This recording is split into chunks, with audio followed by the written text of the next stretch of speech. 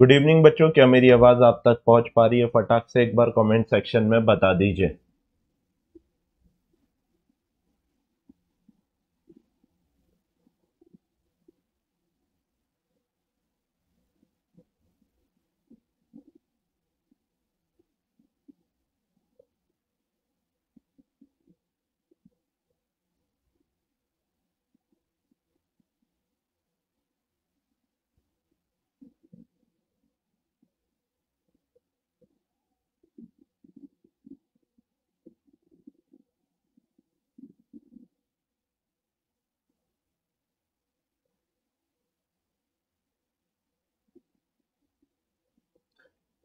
Good afternoon, good afternoon, good evening, good evening, good evening. वैसे तो evening हो गई है।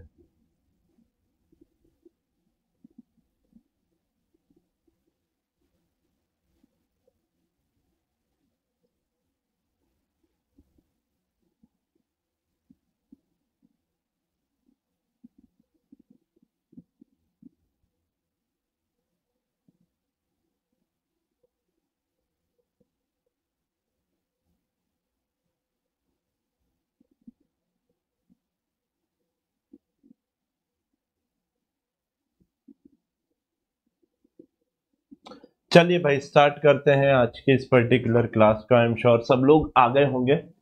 आज है अपना बच्चों ग्रेविटेशन का लेक्चर नंबर 4। और लास्ट की 3 क्लास में अपन ने देखा ग्रेविटेशनल फोर्स अलग अलग जगह पर कैसे लगता है, अलग अलग ऑब्जेक्ट के बीच में कैसे लगता है, डिस्ट्रीब्यूशन ऑफ पॉइंट ऑब्जेक्ट और distribution of point and symmetric या आप बोल सकते हो कॉन्टिन्यूस ऑब्जेक्ट के ऊपर कैसे ग्रेविटेशनल फोर्स लगता है, उसके बारे में अपन ने बात करी थी। अभी की अगर बात करता हूं तो आई एम श्योर आप लोग बहुत ऑलरेडी परेशान होंगे रिड्यूस सिलेबस के वीडियो देख देख के, है ना? मुझे पता है। सर प्लीज आप डेली टारगेट श्योर। मैंने आपको, सुन लो, मैं डेली की जगह वीकली दे देता हूं। सुन लो, मैंने आपको वर्ड टू वर्ड सॉल्व करने बोला था रोटेशनल मोशन का, वो हो गया होगा। ठीक है, आप इस वीक का टारगेट ले लो। इस वीक का टारगेट ले लो। आपको 1D और 2D रिवाइज करना है। ठीक है, 1D और 2D रिवाइज करना है, इस वीक का टारगेट है। यानी मैं नेक्स्ट टारगेट, मुझे याद दिलाना, अगले सैटरडे दूंगा। आपके पास सैटरडे, संडे और उसके बाद 6 दिन, 8 दिन है। आज का दिन मिला के नेक्स्ट सैटरडे तक आपके पास 8 दिन है 1 डायमेंशन एंड 2 डायमेंशन रिवाइज करने के लिए। ठीक है, 1D और 2D। ठीक है ना, ध्यान रखिएगा। चलिए भाई, आज बात करते हैं ग्रेविटेशन के नेक्स्ट पोर्शन की, जिसका नाम है ग्रेविटेशनल फील्ड या ग्रेविटेशनल फील्ड इंटेंसिटी। नाम ही बता रहा है ग्रेविटेशनल फील्ड और ग्रेविटेशनल फील्ड इंटेंसिटी दो चीजें अलग अलग, ध्यान रखिएगा। एक है फील्ड, एक है फील्ड इंटेंसिटी। फील्ड क्या बोल रहा है? फील्ड यानी एरिया। इंटेंसिटी क्या बोलता है? ताकत। समझो आप इस चीज को, इंटेंसिटी यानी ताकत। As per the law of gravitation, कोई भी जब भी एक मास पार्टिकल रहता है वो अपने आजू बाजू अपना एरिया सेट कर लेता है। एरिया सेट कर लेता है यानी अगर उस एरिया में कोई दूसरा मास पार्टिकल आएगा तो जो मेन मास है वो उसको अपनी तरफ अट्रैक्ट कर लेगा। सर मतलब क्या है, कैसा है? आराम से समझिए। देखिए, लेट्स से ये एक आपका मास है m का। ठीक है, ये अपने आजू बाजू एक फील्ड सेटअप कर लेता है, इसको कहते हैं ग्रेविटेशनल फील्ड। इस फील्ड के अंदर इस वाले मास की दादागिरी रहती है। भाई जो बात है साफ बताएंगे, क्या रहती है? दादागिरी। अगर किस मास की, अब देखो हर दादा सेम तो नहीं होता ना, किसी का ज्यादा खौफ रहता है, किसी का कम खौफ रहता है ना? तो इस वाले पर्टिकुलर मास का खौफ कितना है ये हमको कैसे पता लगेगा? बेटा ये पता लगेगा प्यादा डालकर। प्यादा डालकर मतलब कि सर लेट्स से ये m0 है, दिस इज m0, इसको बोलते हैं बेटा टेस्ट मास। ये प्यादा है भाई। राजा को जब किसी की ताकत पता करनी रहती है तो राजा खुद जाता है या प्यादों को भेजता है? प्यादों को भेजता है। अब भाई इसकी कितनी ताकत है ये पता करवाएगा आपका टेस्ट मास। बच्चों ये टेस्ट मास क्या होता है? बहुत कम मैग्नीट्यूड का मास होता है, बहुत कम, वेरी लेस मैग्नीट्यूड। लिखिए,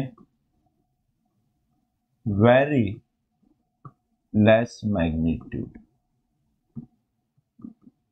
बहुत कम मैग्नीट्यूड का मास होता है। इतना कम रहता है कि ये अगर इसकी फील्ड में भी गया तो ये इसके ऊपर कोई भी फोर्स नहीं लगा पाएगा। बहुत बहुत बहुत बहुत बहुत कम है ना, बहुत ज्यादा कम है। तो बेटा आप बताओ, जब मैं इस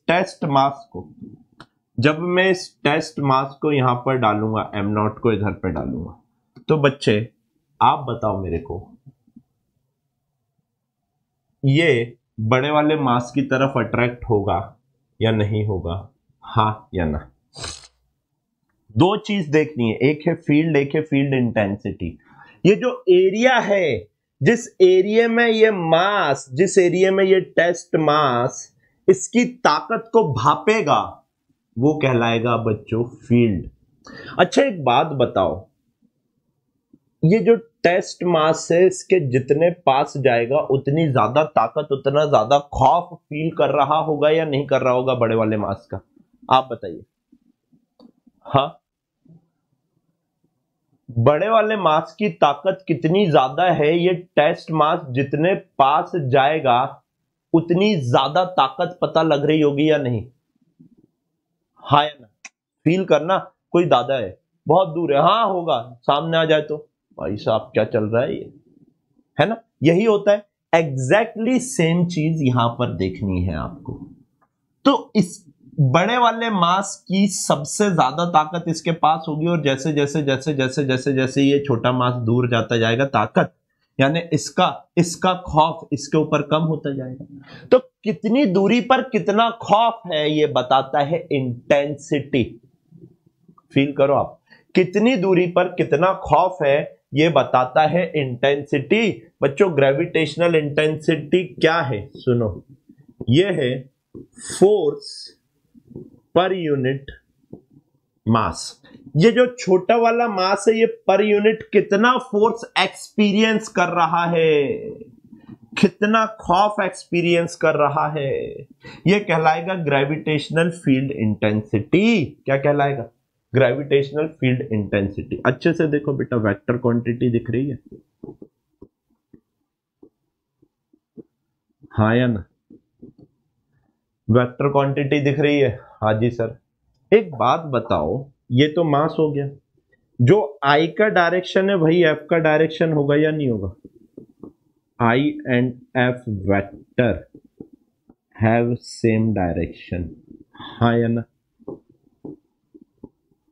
अच्छे से देखो, अच्छे से देखो, अच्छे से देखो, force per unit mass acceleration ही तो नहीं दे रही है। Force experience by the particle per unit mass is gravitational field intensity. इसकी एसआई यूनिट क्या हो जाएगी आप बताइए? Sir force Newton per KG, हाँ या ना? Force experienced by the particle per unit mass. Feel आया या नहीं पहले ये बताओ?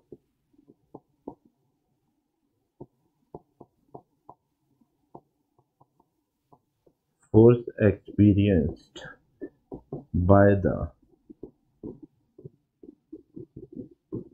Particle per unit mass. अब मजे की बात बताऊं, अच्छे से देखो, एक्सेलरेशन जैसा ही दिख रहा है या नहीं दिख रहा है? फोर्स अपॉन मास कहीं ना कहीं एक्सेलरेशन जैसा दिख रहा है या नहीं? अभी मजे की बात अभी चालू है, जब इलेक्ट्रोस्टैटिक्स पढ़ूंगा ना वहां पर हो जाएगा आपका इलेक्ट्रिक फील्ड इंटेंसिटी, वो भी होगा force per unit charge particle. मास की जगह वहां पे टेस्ट चार्ज आ जाएगा, वहां पे इलेक्ट्रिक फील्ड होगी, यहां पे ग्रेविटेशनल फील्ड है, वहां पे इलेक्ट्रिक फील्ड इंटेंसिटी होगी, यहां पर ग्रेविटेशनल फील्ड इंटेंसिटी है। कोई भी कॉन्सेप्ट तक चेंज नहीं होगा, सिर्फ एम नॉट की जगह क्यू नॉट आने लगेगा। समझे? तो बच्चों फोर्स का फॉर्मूला एम नॉट इंटू आई लिख सकता हूं। अच्छे से देखिए, क्या ये कंपेरेबल है एम इंटू ए जैसा? आई क्या कहीं ना कहीं एक्सेलरेशन का रोल प्ले कर रहा है या नहीं? वहां पर इन ग्रेविटेशन क्या हो जाएगा बेटा? एम नॉट की जगह क्यू नॉट आई हो जाएगा, बस एज सिंपल एज दिस। वहां पे क्या बता रहा होगा? बड़े वाले चार्ज की जो फील्ड होगी, पाशा भाई का एरिया जो होगा, चार्ज को मैं पाशा भाई बोलता हूं, इसको कुछ और बोल दो, है ना? तो इसका जो एरिया है वो फील्ड कहलाएगी, और उस फील्ड के अंदर जो आपका मास होगा वो कितना फोर्स एक्सपीरियंस कर रहा है उसको इंटेंसिटी कहूंगा। ठीक है सर, ये दो वर्ड एकदम क्लियर है। अब अगर एक पॉइंट मास की बात कर रहा हूं बच्चों, तो अच्छे से देखिए, gravitational field intensity for a point मास कैसे लिखना है आपको? मैं थका थका लग रहा हूं क्या बहुत ज्यादा? पता नहीं, मैं अपने आप को ऐसा फील कर रहा हूं कि मैं थका हुआ हूं।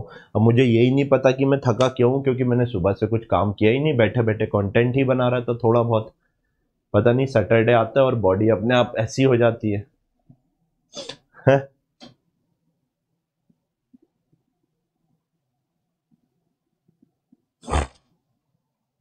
क्या पता। चलिए, ये है एम, ये है एम, ठीक है। अब इससे कुछ पर्टिकुलर दूरी के ऊपर, लेट से, अच्छे से देखना, पूरा खेल एरो का है ना? इससे आर डिस्टेंस दूरी के ऊपर, इससे आर डिस्टेंस दूरी के ऊपर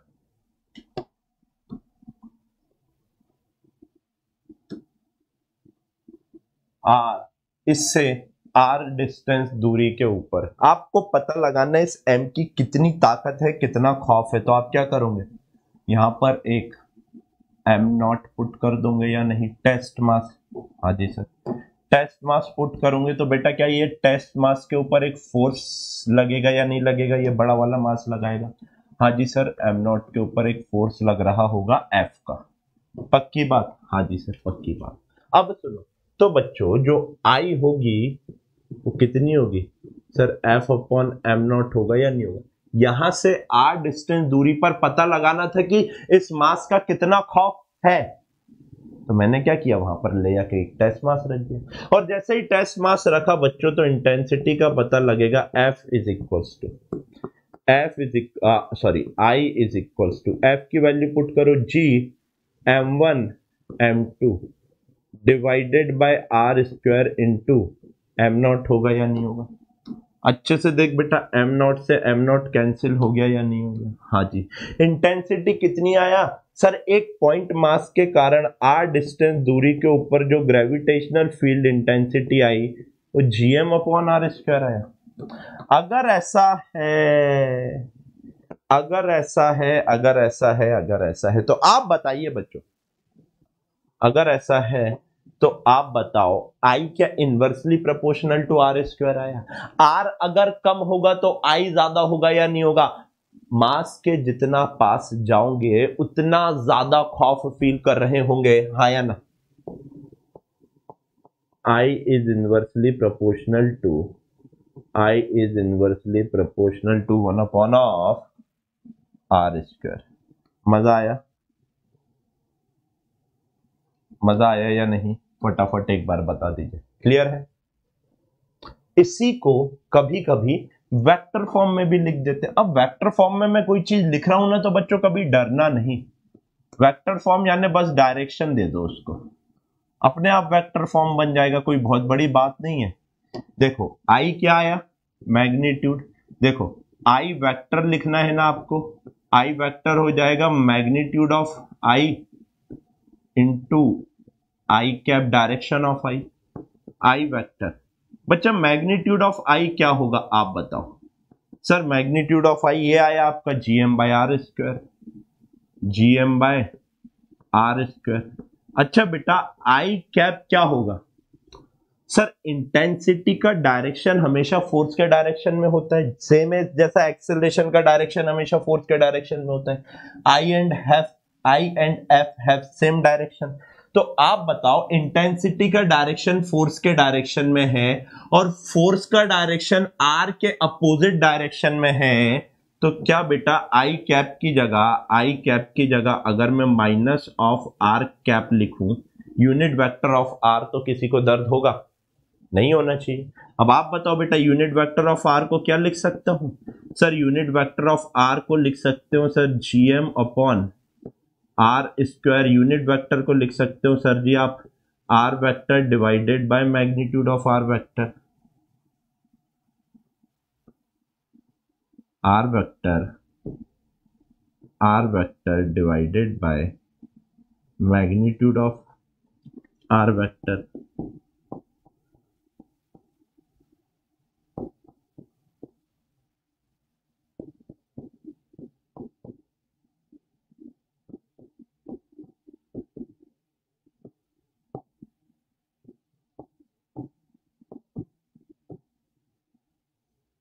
are cube into r vector हो जाएगा, हाँ या ना? आप बताओ आर वेक्टर क्या होता है? आर वेक्टर डिफॉल्ट होता है एक्स आई प्लस वाई जे प्लस जेड के, हाँ या ना? एक्स आई प्लस वाई जे प्लस जेड के। माइनस खा गया, माय मिस्टेक, यहां माइनस आना है और यहां पर भी एक माइनस आना है। कहां लगा दूं भाई? एक मिनट, मैं खा गया, मेरी गलती। Minus minus minus minus of r vector, ठीक है? हाँ हाँ हाँ हाँ हाँ हाँ। अच्छा एक बात बताओ, ठीक है, अगर आर पॉजिटिव है तो आई नेगेटिव होगा और आर नेगेटिव है तो आई पॉजिटिव होगा या नहीं होगा? यहां पे देखो, डायरेक्शन की बात कर रहा हूं, वेक्टर फॉर्म है इसलिए डायरेक्शन लिखना जरूरी है। सुनिए मैंने क्या कहा, मैंने कहा अगर आर पॉजिटिव है इसका मतलब आई आपका नेगेटिव होगा, और अगर आर आपका नेगेटिव है तो आई आपका पॉजिटिव होगा, हाँ या ना? हाँ या ना? राइट।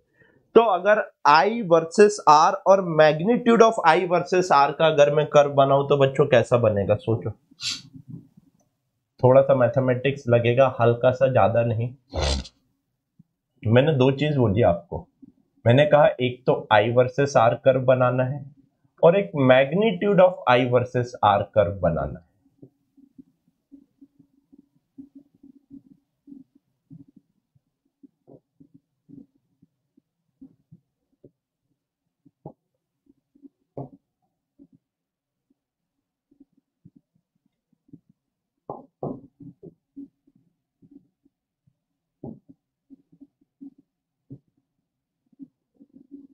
बताइए, एक आपको I vector versus R curve बनाना है और एक आपको मैग्नीट्यूड ऑफ I। कैसा बनेगा ग्राफ बताइए? वर्सेस R कर्व बनाना है।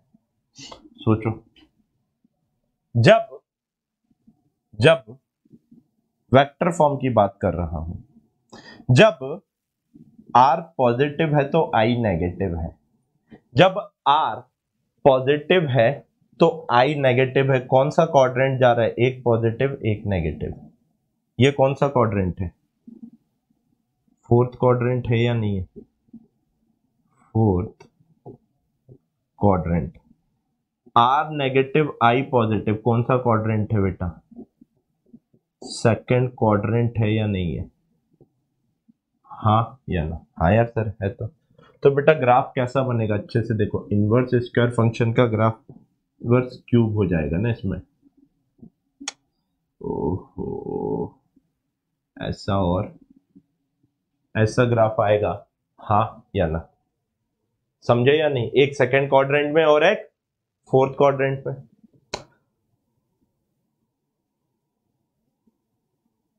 मैग्नीट्यूड ऑफ आई से क्या समझ रहे हो? आई आपका नेगेटिव नहीं हो सकता, और आई नेगेटिव नहीं हो सकता, आर तो पॉजिटिव हो सकता है।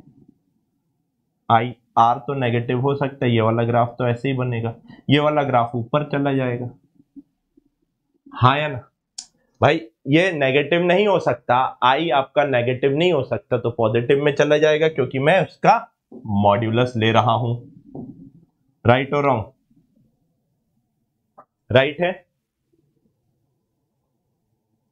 नाउ अच्छे से आप इस रिलेशन को देखो, आर की वैल्यू कम करो आई बढ़ जाएगा, यानी आप एक बड़े मास के जितने पास रहोगे उसकी इंटेंसिटी, उसका खौफ उतना ज्यादा हो जाएगा, हाँ या ना? हाँ जी सर।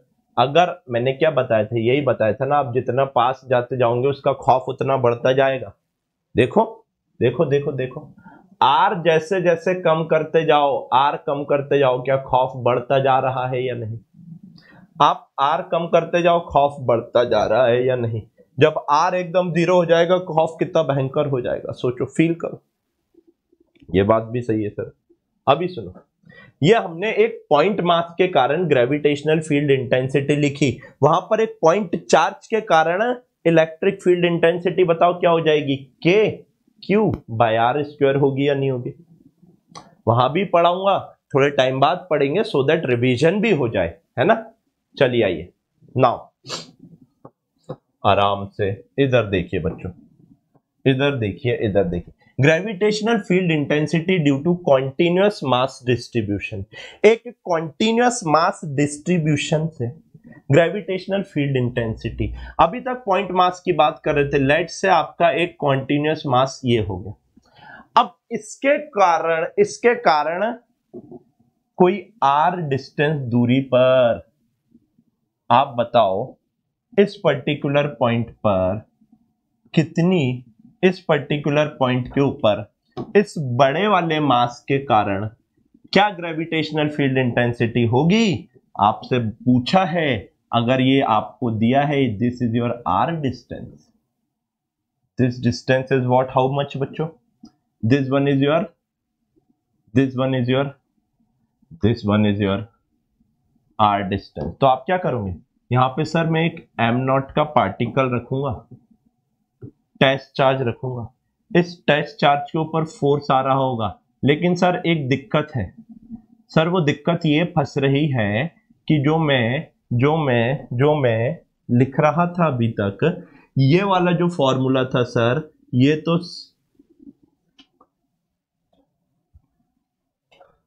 क्या भाई है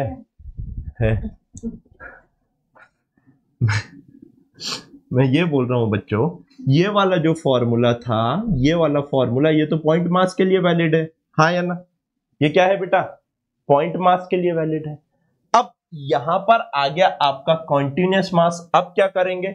अब सर इंटीग्रेशन की मदद लेनी पड़ेगी, आपको क्या करना पड़ेगा, आपको यहां पर एक छोटू सा पॉइंट मास काटना पड़ेगा dm, और इस dm के कारण इतनी दूरी पर लिखना और फिर उठा के इंटीग्रेट कर लेना। तो ये dm के कारण जो छोटी सी ग्रेविटेशनल फील्ड इंटेंसिटी आएगी g dm अपॉन, लेट से यहां तक की डिस्टेंस आप कुछ r ना मान के x मान लो, x स्क्वायर, इसको ना आप x कर लो, क्योंकि वो r अपन एक फिक्स डिस्टेंस के लिए ले रहे थे ना, x एक वेरिएबल डिस्टेंस है। फिर आप क्या करोगे बेटा, इसको उठा के इंटीग्रेट कर देना, आपका आंसर आ जाना चाहिए या नहीं, हाँ या ना? सिंपल है, आप एक छोटे से मास के कारण देख लो और उसके बाद उसको उठा के इंटीग्रेट कर दो, राइट? कोई बहुत बड़ी बात बताई क्या मैंने आप लोगों को? एक चीज बस ध्यान रखना, आप जो आर वेक्टर है हमेशा बड़े वाले मास से ले रहे हो, ना कि छोटे वाले मास से। छोटी छोटी मैथमेटिकल गलतियां आप ना करो, जैसे कि अगर मैं आपसे कहूं ग्रेविटेशनल फील्ड इंटेंसिटी एक रॉड के कारण बतानी है उसकी एक्सिस के ऊपर, मतलब क्या है सर, लेट से ये आपका एक कॉन्टिन्यूअस मास है, ठीक है, ओके सर आप कह रहे हो तो बिल्कुल मानना पड़ेगा, बिल्कुल। अब इसकी एक्सिस पर कुछ डिस्टेंस दूरी पर, इसकी एक्सिस से कुछ डिस्टेंस दूरी पर एक पॉइंट, इस पॉइंट के ऊपर इस पॉइंट के ऊपर आपको लेट्स से कुछ भी ले लीजिए, पॉइंट पी, इस पॉइंट के ऊपर आपको बताना है कितनी ग्रेविटेशनल फील्ड है अगर ये यूनिफॉर्म रॉड है of mass m and length l। आपको एक चीज और दे देता हूं, आपको एक चीज और दे देता हूं, एक चीज और गिवन है, ये वाली डिस्टेंस लिख लो, यहां से यहां तक की डिस्टेंस ये आपको r गिवन है, ठीक है। आपको पॉइंट तो पता रहना चाहिए ना, तभी तो खेल पाओगे बेटा मैदान में। It's this distance to be r। तो बेटा ये क्या हो जाएगा आपका 0,0, यहां से r गए तो ये हो जाएगा आपका x is equals to r, और ये कितना हो जाएगा बेटा x is equals to r plus l, होगा या नहीं होगा। यहां से 0, ये r की डिस्टेंस और ये x इज इक्वल, सर ये x क्या कर रहा हूं मैंने, क्या किया बच्चे अच्छे से देखो, मैंने क्या किया, यहां से x डिस्टेंस आगे जाके dx का एक एलिमेंट काटा। मैं x कहां से ले रहा हूं, कहीं से भी लो यार, इतना कुछ बहुत ज्यादा फर्क नहीं पड़ता, एक साइन का फर्क आएगा बस। आपने मैग्नीट्यूड निकालना है, आपको ये पता है ये रॉड इसको इस तरफ खींच रही होगी, हाँ या ना। यहां से x क्यों लिख रहा हूं सुनो, अब थोड़ा सा मैथमेटिक्स के हिसाब से चेंज हो सकते हैं। मैं इधर से x क्यों लिख रहा हूं, क्योंकि मेरे को यहां से सारी डिस्टेंसेस पता है, तो मैं लिमिट भी यहां से रखूंगा, माइनस आना होगा ऑटोमेटिकली आ जाएगा, हाँ या ना। माइनस आना होगा ऑटोमेटिकली आएगा या नहीं आएगा, सोचो। हाँ सर, तो बस अपना गणित सही रखिएगा। तो मैं क्या करता हूं बच्चे, अच्छे से देखो, मैं क्योंकि मेरे को डिस्टेंसेस यहां से पता है ना, राइट, तो मैं क्या कर रहा हूं, यहां से x डिस्टेंस आगे आकर, आराम से देख बेटा, यहां से x डिस्टेंस आगे आकर एक dx का एलिमेंट कट कर रहा हूं, जिसका मास बच्चे dm है, जिसका मास कितना है बेटा dm। कोई बहुत बड़ी चीज करी क्या मैंने, नहीं सर, एकदम नॉर्मल है। अच्छा अगर ये है और ये यूनिफॉर्म रॉड है, तो क्या lambda is equals to mass per unit length लिख सकता हूं। इसका मतलब बेटा lambda is equals to dm upon dx लिख सकता हूं। इसका मतलब बेटा dx is equals to dm is equals to dm is equals to lambda dx लिख सकता हूं, हाँ या ना। सर ये कन्वर्जन क्यों किया, क्योंकि मुझे पता है आगे जाके m को x के टर्म्स में लिखना पड़ेगा, इसलिए पहले ही मैंने कन्वर्जन करके रख लिया। जब भी लीनियर ऑब्जेक्ट दिखे ये कन्वर्जन हमेशा आप निपटा देना। Now gravitational field intensity due to point mass dm at p, since gravitational intensity due to point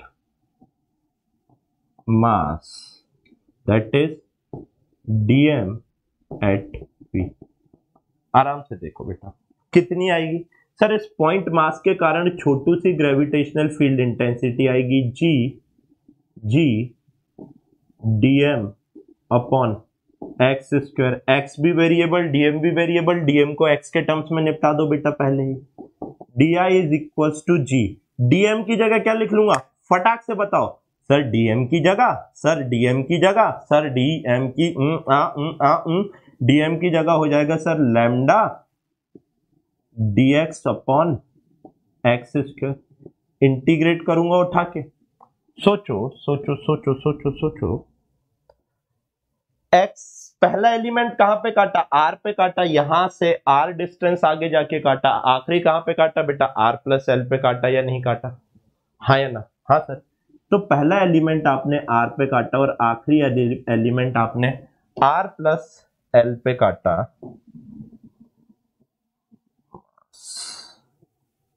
एक सेकेंड थोड़ी सी जगह बचा लेता हूं, आप भी सोचते होंगे सर कितने कंजूस है, मास dm एट p, देखो इतनी जगह बच गई। क्या करना है बेटा, लैम्डा की वैल्यू पुट कर दो, क्योंकि लैम्डा नहीं गिवन है, m बाय l पुट कर दो, तो बेटा ये आ जाएगा therefore I is equals to g m by l। बेटा 1/x² का इंटीग्रेशन -1/x होगा या नहीं होगा? हाँ या ना? पुट कर -1/x r से लेके r+l तक की लिमिट। जब भी मैंने हर बार बोला है माइनस बाहर ले लो, आसानी होगी कैलकुलेशन करने में। Upper limit 1/r+l minus of lower limit लिखूंगा या नहीं लिखूंगा? यहां से बच्चा party i is equal to minus of gm/l। आराम से देखिए, r इंटू r+l यहां पे हो जाएगा r minus r plus of l। आराम से देखो, r से r कैंसिल हो गया, ये माइनस ऑफ l बचा, l से l कैंसिल हो गया, माइनस और माइनस प्लस हो गया, माइनस और माइनस प्लस हो गया, gm upon r r into r+l आ रहा है, हाँ या ना? कितना आ रहा है बेटा i? Therefore i is equals to gm divided by r into r+l। आया या नहीं आया? लो भाई, क्या दिक्कत है? अब एक देखो, एक चीज बहुत अच्छी बताता हूं, पॉइंट मास क्या होता है? पॉइंट मास की डेफिनेशन याद करो, मैंने आपको समझाई थी, सिखाई थी और फील कराई थी एनएलएम में कि भाई पॉइंट मास क्या होता है आपका। सर पॉइंट मास वो मास होता है जो कि किसी के कंपैरिजन में बहुत छोटा हो।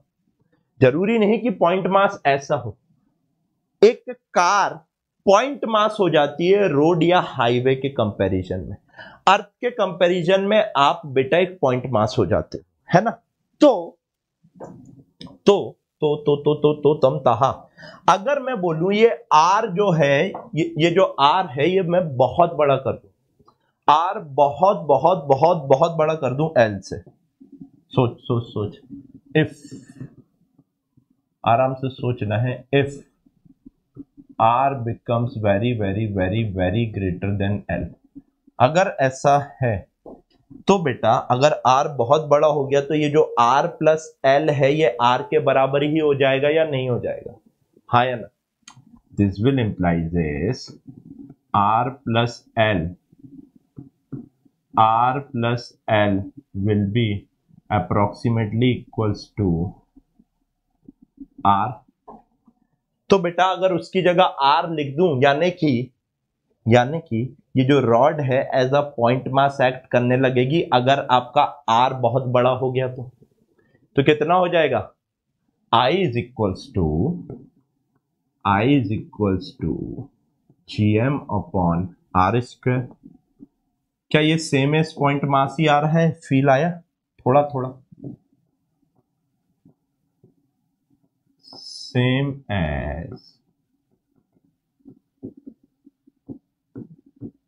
सेम एज पॉइंट मास होगा या नहीं? हाँ या ना?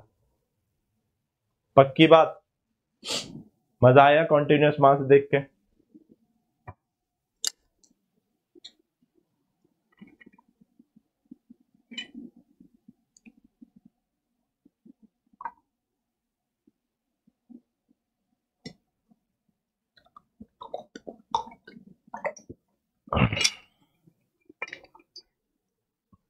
चलिए आइए आगे की बात करते हैं हम लोग। अब एक सर्कुलर आर्क के कारण उसके सेंटर के ऊपर आपको निकालना है। आराम से समझिए, बढ़िया सा फिगर बना के समझाता हूं आपको, है ना?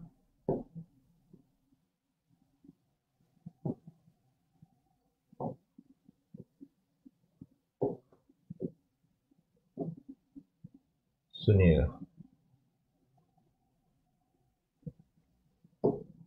फिगर अच्छे से बनाना बच्चों, ना? पहले मैं बना ले रहा हूं, उसके बाद आप बनाना।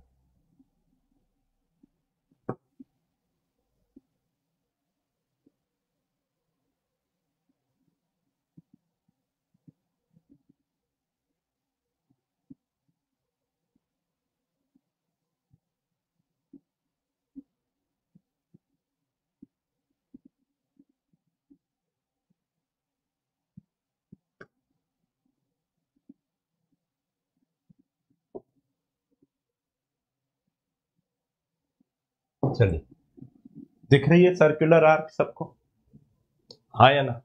बेटा सर्कुलर आर्क के कारण आपको सेंटर पे बताना है। यार इसको ना थोड़ा सा अजीब सा दिख रहा है, मैं इसको थोड़ा सा नीचे कर लेता हूँ, ऐसे ही एक स्यूडो सेंटर मान लेता हूँ, सो दैट मजा है ना, थोड़ा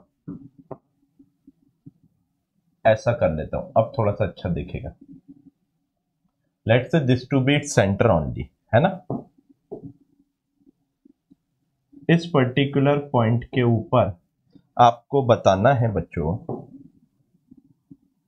कि ग्रेविटेशनल फील्ड इंटेंसिटी कितनी होगी if it's a arc of mass m and length l। if it's a arc of mass m and radius r, mass m and radius r की आर्क है, बताओ कैसे करोगे? दिस रेडियस इज r, सोचो कैसे करोगे? थीटा एंगल पे जाओ, डी थीटा का एलिमेंट काटो, उसका मास लिखो, सारी चीजें करो, फटाफट करके देखो, मजा आएगा। सुनो मैं क्या कर रहा हूं, आराम से देखना है। यहां से थीटा एंगल आगे जाता है, एक डी थीटा का एलिमेंट कट कर रहा हूं, आराम से देख, आराम से देख, आराम से देख। मैं क्या किया बच्चे, मैं क्या किया, यहां से, कहां से, यहां से थीटा एंगल आगे जाकर एक डी थीटा का एंगल कट किया, डी थीटा की आर्क मैंने कट करी, डी थीटा की आर्क मैंने कट करी, ठीक है, डी थीटा छोटी सी आर्क। तो बेटा ये जो इतना मास आपको दिख रहा है, ये जो इतना मास आपको दिख रहा है dm, जो इतना मास आपको दिख रहा है dm, राइट? आराम से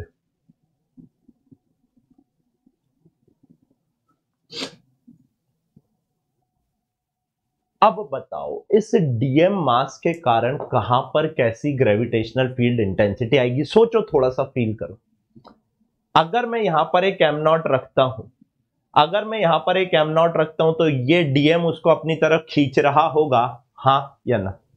हाँ सर, ये डीएम उसको अपनी तरफ खींच रहा होगा कोई डीआई से। अरे भाई अगर मैं यहां पर एम नॉट रखा तो क्या ये डीएम इसको अपनी तरफ कुछ डीआई से खींच रहा होगा या नहीं? आप बताइए, इस डायरेक्शन में।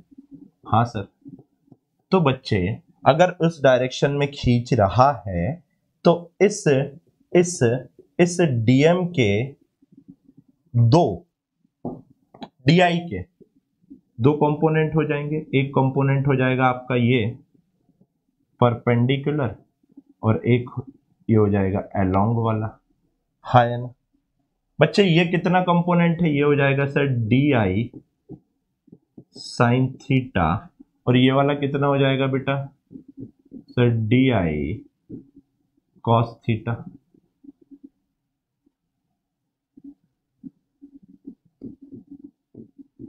आराम से सोचो, होगा या नहीं होगा? सोच लो आराम से, कोई जल्दी वाली बात, कोई जल्दी वाली बात,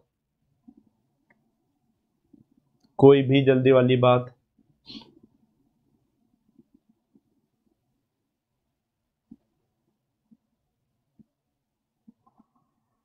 कोई दिक्कत? अब यहां पर एक मैथमेटिकल कॉन्सेप्ट आने वाला है, आपको हालांकि पहले बता चुका हूं लेकिन फिर भी समझिए। अगर ये वाला एंगल लेट से पूरा अल्फा है, this angle is total alpha. अच्छा सर, अगर ये एंगल अल्फा है, सोचो डिपेंड करेगा आप लिमिट कैसी कैसी कहां कहां रख रहे हो। इन ईदर ऑफ द केस एक चीज आपकी है, D I sine theta cancel होगा। सोचो कैसे होगा? मैं थीटा कहां से ले रहा हूं, मैं आराम से बताऊंगा एकदम। थीटा कहां से ले रहा हूं, सोचो सर, सेंटर से, सर आप सेंटर से इस डायरेक्शन में जाके थीटा नाप रहे हो, ये वाला जो पूरा एंगल है ये अल्फा है, तो सेंटर से यहां तक आने में theta is equal to alpha by 2 हो जाएगा। और इस तरफ जाऊंगा अपोजिट डायरेक्शन में, तो theta is equal to minus of alpha by 2 होगा या नहीं होगा? सोचो।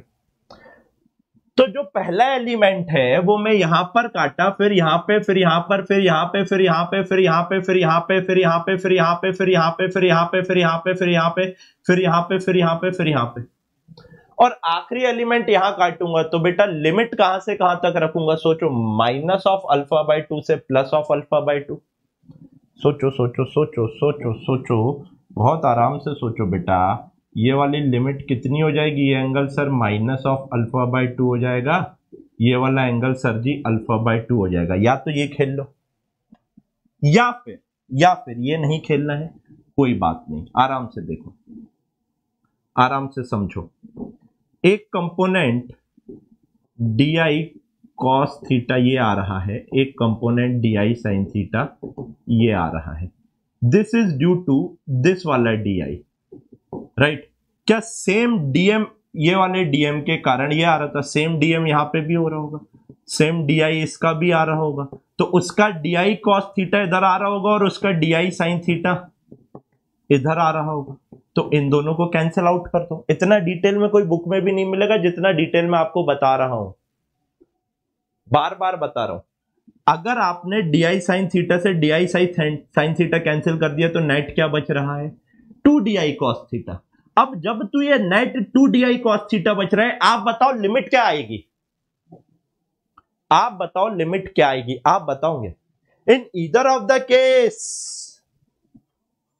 Sign d I cos theta तो कैंसिल होगा। लिमिट क्या आएगी? लिमिट बताइए।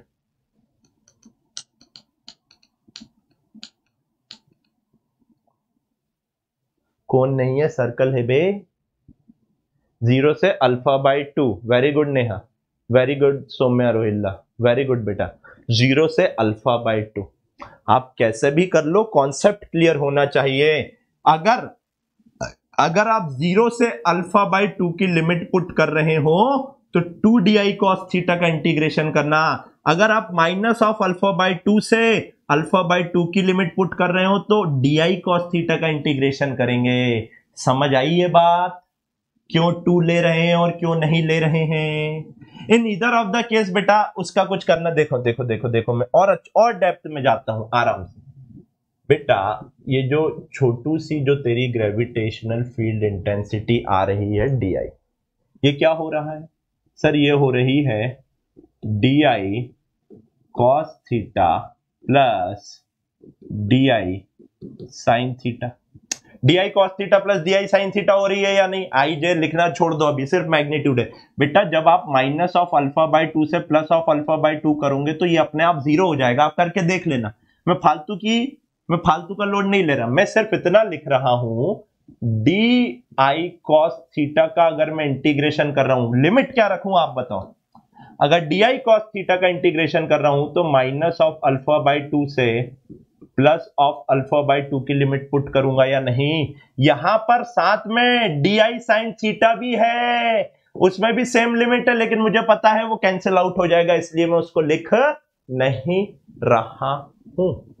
आप चाहो तो सेम घर पे ये करके देखना, d I is equal to 0 से alpha by 2 d I cos theta का इंटीग्रेशन करोगे, आप देख लेना रिजल्ट भी 2 डी आई कॉस थीटा का इंटीग्रेशन करोगे, आप देख लेना रिजल्ट सेम ही आने वाला है। ठीक है, मेरा काम पूरा बेसिक आपको समझाना था, वो समझा दिया। आइए फिजिक्स खत्म, गणित चालू करते हैं हम लोग। यहां से बच्चे d I integration of minus of alpha by 2 से plus of alpha by 2 g d m upon कितनी दूरी पर है बेटा? आर स्क्वायर कॉस थीटा लिखूंगा या नहीं? हर एलिमेंट आर दूरी पर है या नहीं है? हाँ जी सर, हर एलिमेंट आर दूरी पर है। अब डीएम को थीटा के टर्म्स में अगर मेरे को लिखना है तो बेटा कैसे लिखूंगा? सोचो सोचो सोचो सोचो। अगर डीएम को थीटा के टर्म्स में लिखना है तो lambda is equals to dm by dl हो जाएगा। तो बेटा ये dm arc is equals to angle into radius हो जाएगा या नहीं? यानी आर डी थीटा हो जाएगा या नहीं? हाँ जी सर। तो यहां से बेटा जो डीएम हो जाएगा लैम्डा आर डी थीटा हो जाएगा, हाँ या ना? Lambda r d theta DM हो जाएगा या नहीं? उठा के यहां पे पुट अप कर दो डीएम की value, therefore d is equal to minus of alpha by 2 से plus of alpha by 2 plus of alpha by 2 g by r square. Dm को क्या लिख सकता हूं? Lambda r d theta cos theta. थोड़ा सा जमा लेता हूं बेटा, इंटीग्रेशन इंटीग्रेशन इंटीग्रेशन, थोड़ा सा जमाऊंगा तो integration of d I is equal to g lambda by r square. एक आर से एक आर कैंसिल कर दिया तो जी लैम्डा बाय आर।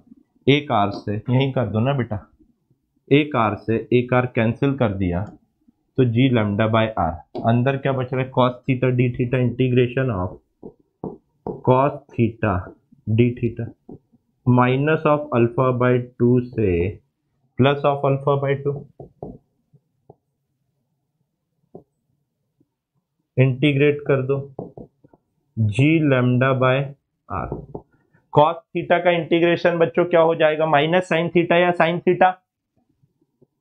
अब तक तो याद हो जाना चाहिए। माइनस ऑफ अल्फा बाय 2 से प्लस ऑफ अल्फा बाय 2 होगा, हाँ या ना?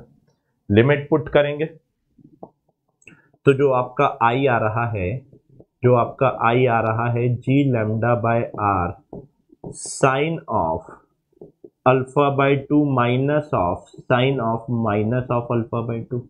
मेरे को एक बात बताइए, sine of minus of theta क्या होता है बच्चों? माइनस ऑफ साइन थीटा होता है या नहीं होता है?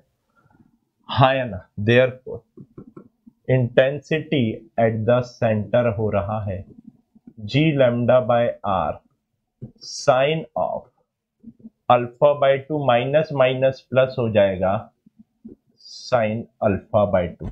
Sign of minus of theta minus of sine theta होता है, तो ये हो जाएगा बेटा G lambda by R twice of sine of alpha by 2, हाँ या ना?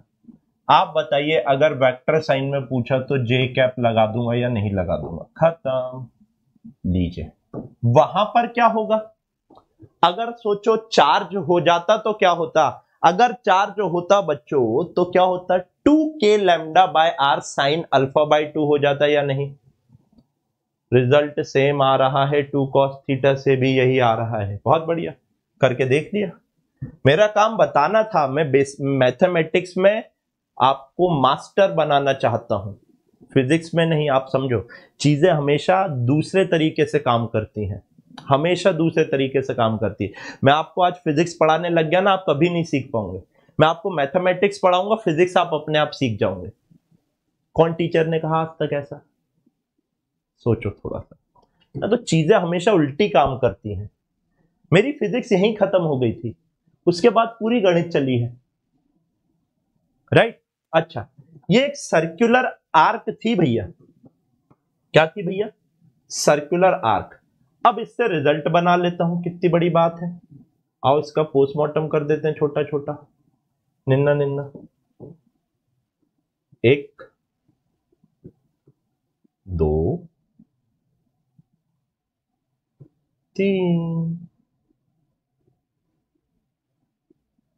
चलो, अगर मैं कंप्लीट रिंग की बात करूं, फॉर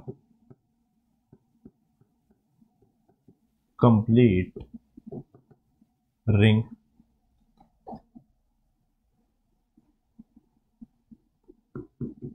और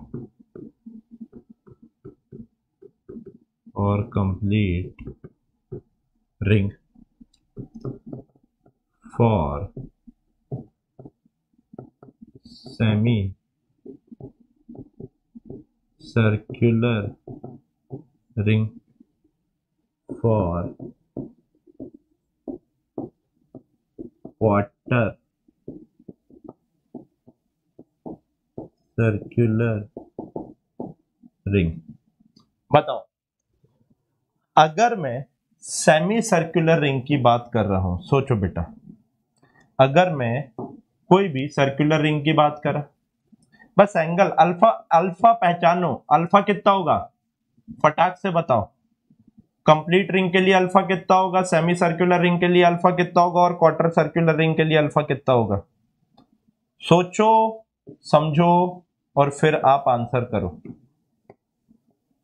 फटाफट बताओ।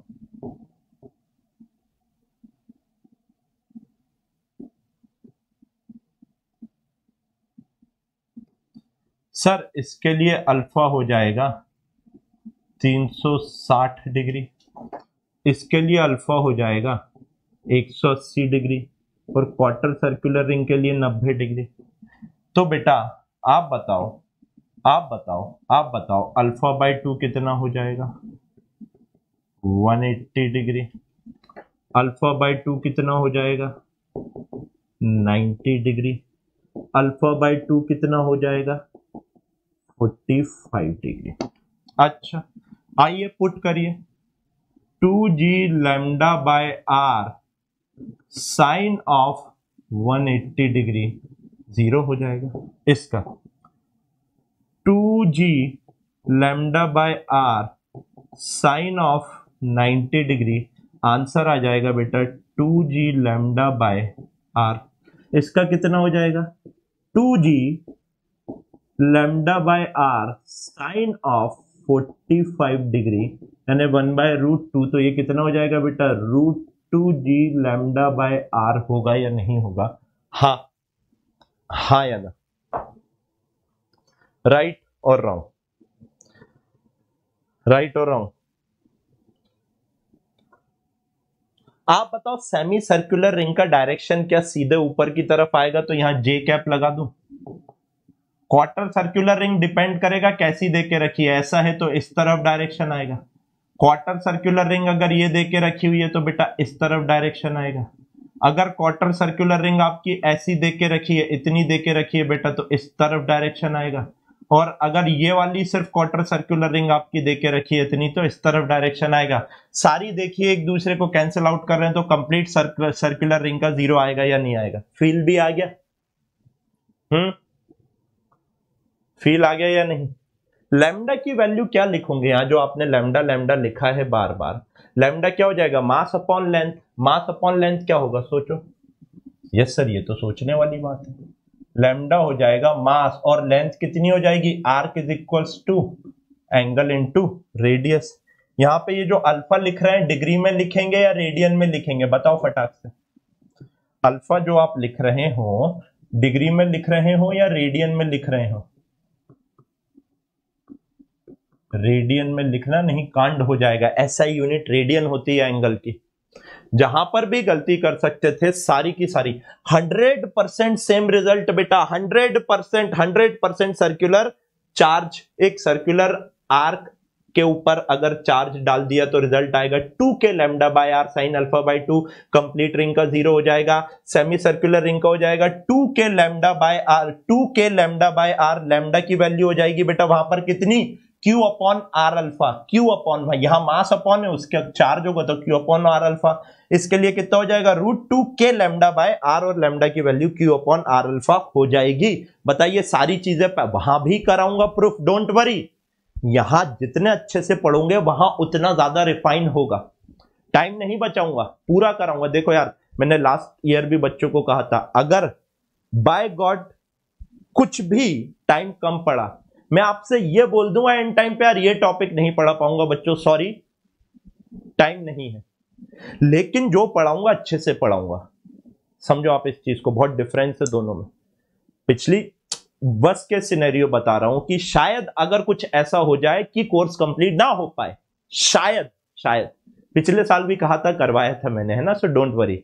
लेकिन बस ये बता रहा हूं कि मैं बोल दूंगा यार बेटा नहीं हो पाएगा, सॉरी, हाथ जोड़ के माफी मांग लूंगा। लेकिन जो पढ़ा रहे हो उसको अच्छे से पढ़ लो। इलेक्ट्रोस्टैटिक्स में भी हर चीज प्रूफ कराते हुए चलूंगा ऐसे ही, लेकिन ध्यान रखिएगा इन बातों का, कॉन्सेप्ट यहीं बनेंगे, वहां पर रिफाइन हो जाएंगे, ठीक है। नाउ अब अगर एक सर्कुलर रिंग है, उसके एक्सिस के ऊपर ये क्या था, ये क्या था, ये देखो ये क्या है, ये क्या है, अगर एक सर्कुलर रिंग होती कंप्लीट तो इसके सेंटर के ऊपर कितनी ग्रेविटेशनल फील्ड इंटेंसिटी होती सर, 0।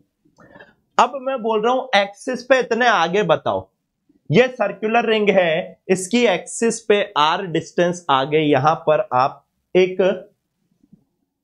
बताइए क्या होगी। आइए पूरा इसका पोस्टमार्टम करते हैं। चलिए शुभ शुभ बोलो सर, बोल रही है अरे भरोसा रख होगा कंप्लीट। मैं तो समझ रहा है यार, समझा करो थोड़ा सा ना, बस बताना चाह रहा हूं कि कल को कुछ ऐसा होगा तो मैं बोलूंगा आपको, बताऊंगा कि भाई ये गलती, और वो जस्टिफाइड होगी, और मेरे बच्चे हो आप उतना तो समझ जाओगे कि हाँ यार सर के साथ कुछ तो भी हुआ है जो कोर्स नहीं करवा पाए। नहीं एजे सर ऐसे है नहीं, वैसे होगा नहीं, है 99.99999% श्योरिटी के साथ में कह सकता हूं, ठीक है। चलिए आइए अब इधर देखिए, लेट्स से, अरे होगा रे चिल करो भी ना यार, कुछ चूज हो सारे के सारे। लेट्स से यहां से कुछ x डिस्टेंस दूरी के ऊपर ये आपकी एक रिंग है, इससे x डिस्टेंस दूरी के ऊपर ये आपकी एक रिंग है, इससे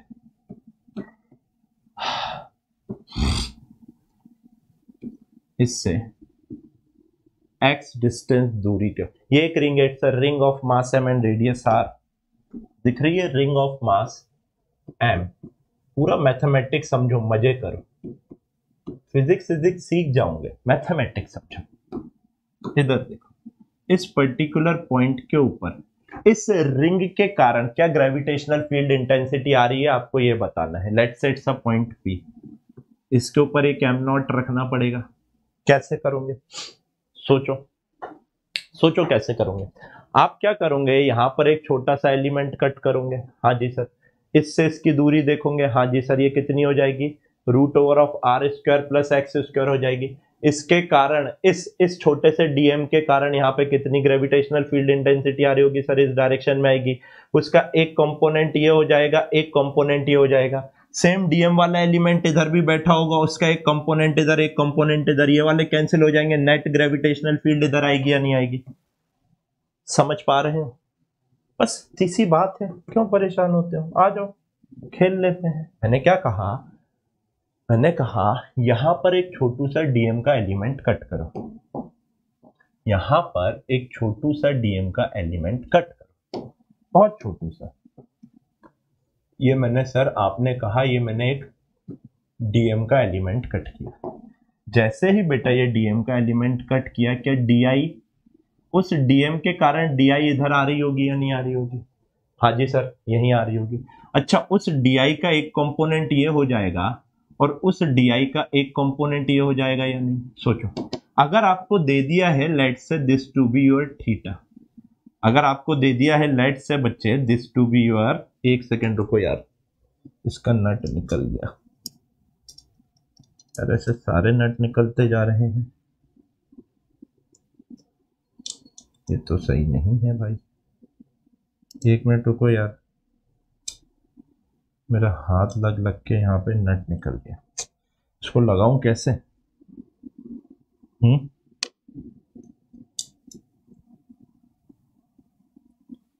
ला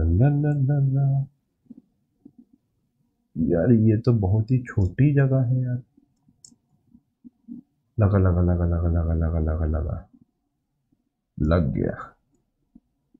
चलो भाई, कुछ तो लगा। डिंग डिंग डिंग, हाँ भाई करिए। ये बोर्ड कितने में मिलता है, 4.5 लाख रुपए में।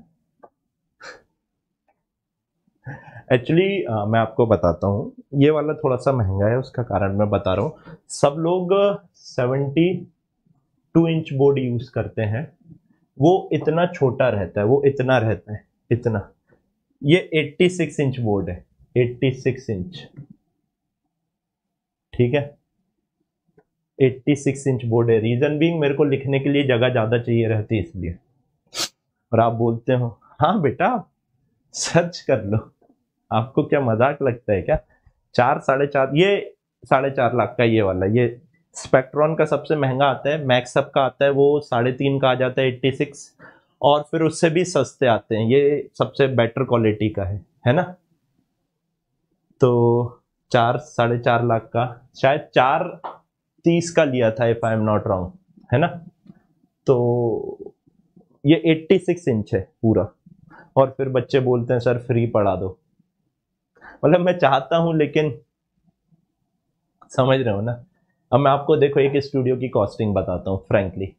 ये चलो 4 लाख का मान लो, छोड़ो, है ना।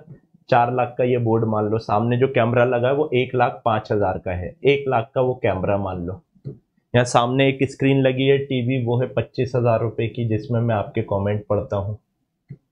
उधर बाजू में एक i7 कंप्यूटर सिस्टम रखा हुआ है, जिसके कारण पूरा ये जब ये जो चल रहा है उसके कारण चल रहा है। वो सिस्टम है 70,000 या 80,000 का। और ऊपर ये लाइटिंग लगी हुई है पूरी, ये लाइटिंग है बेटा 40,000 रुपए की, है ना, टोटल लाइटिंग वगैरह। और इसके ऊपर ये काले पर्दे लगवाए हैं, ये काले पर्दे लगते हैं अराउंड 15,000 रुपए के पर्दे। ये पूरे चारों तरफ दीवालों पे काला लगा हुआ है। सामने एक सफेद दीवार है तो उसका रिफ्लेक्शन आपको ये दिखता है ना। अब आप ये सोचो, बच्चा कहता है कि सर फ्री पढ़ा दो। मैं चाहता हूं 5-6-6.5 लाख रुपए का स्टूडियो है ये,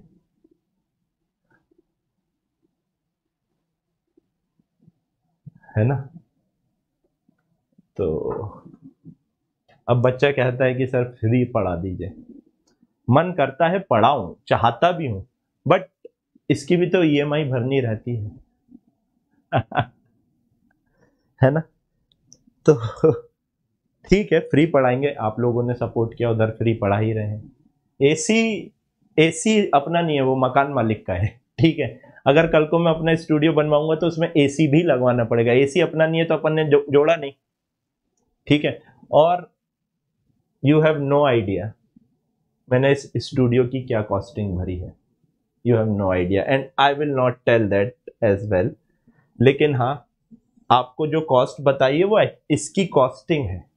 मैंने उससे कई ज्यादा पे आउट करना पड़ा मेरे को। वो क्यों करना पड़ा, कैसे करना पड़ा, खैर अतीत की बातें हैं, लेकिन ठीक है ना। तो ठीक है, सब बढ़िया है, सब चलता रहता है। Not everything is for money, है ना बेटा। चलिए आइए आगे की बात करते हैं। ये क्या हो रहा है।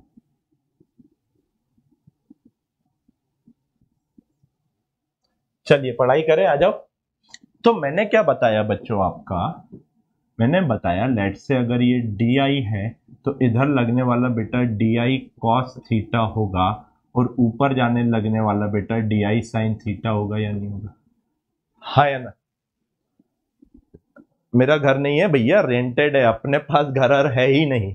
कैसी बात कर रहे हैं, अपने पास कोई घर नहीं है। चलिए इधर देखिए, अब जो बताना चाह रहा हूं उसको समझो। यहां पर भी तो एक डीएम का एलिमेंट होगा। ये अगर एक डीएम का एलिमेंट है, उसका भी तो इधर पे एक डीआई आ रहा होगा।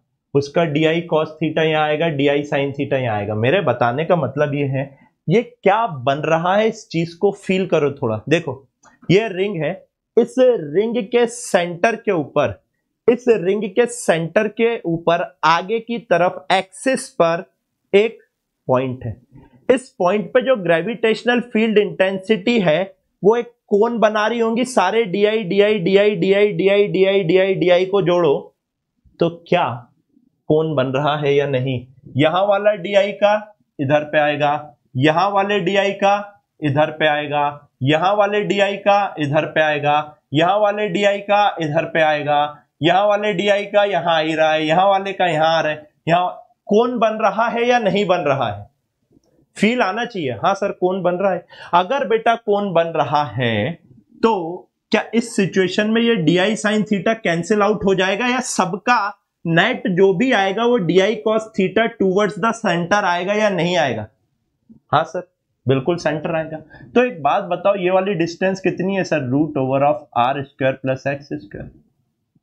Root over of are square plus x square, है या नहीं, है या नहीं, सोचो। ये देख, ये आर, ये एक्स, तो हाइपोटेनियस क्या हो जाएगा, root over of are square plus x square हो जाएगा या नहीं।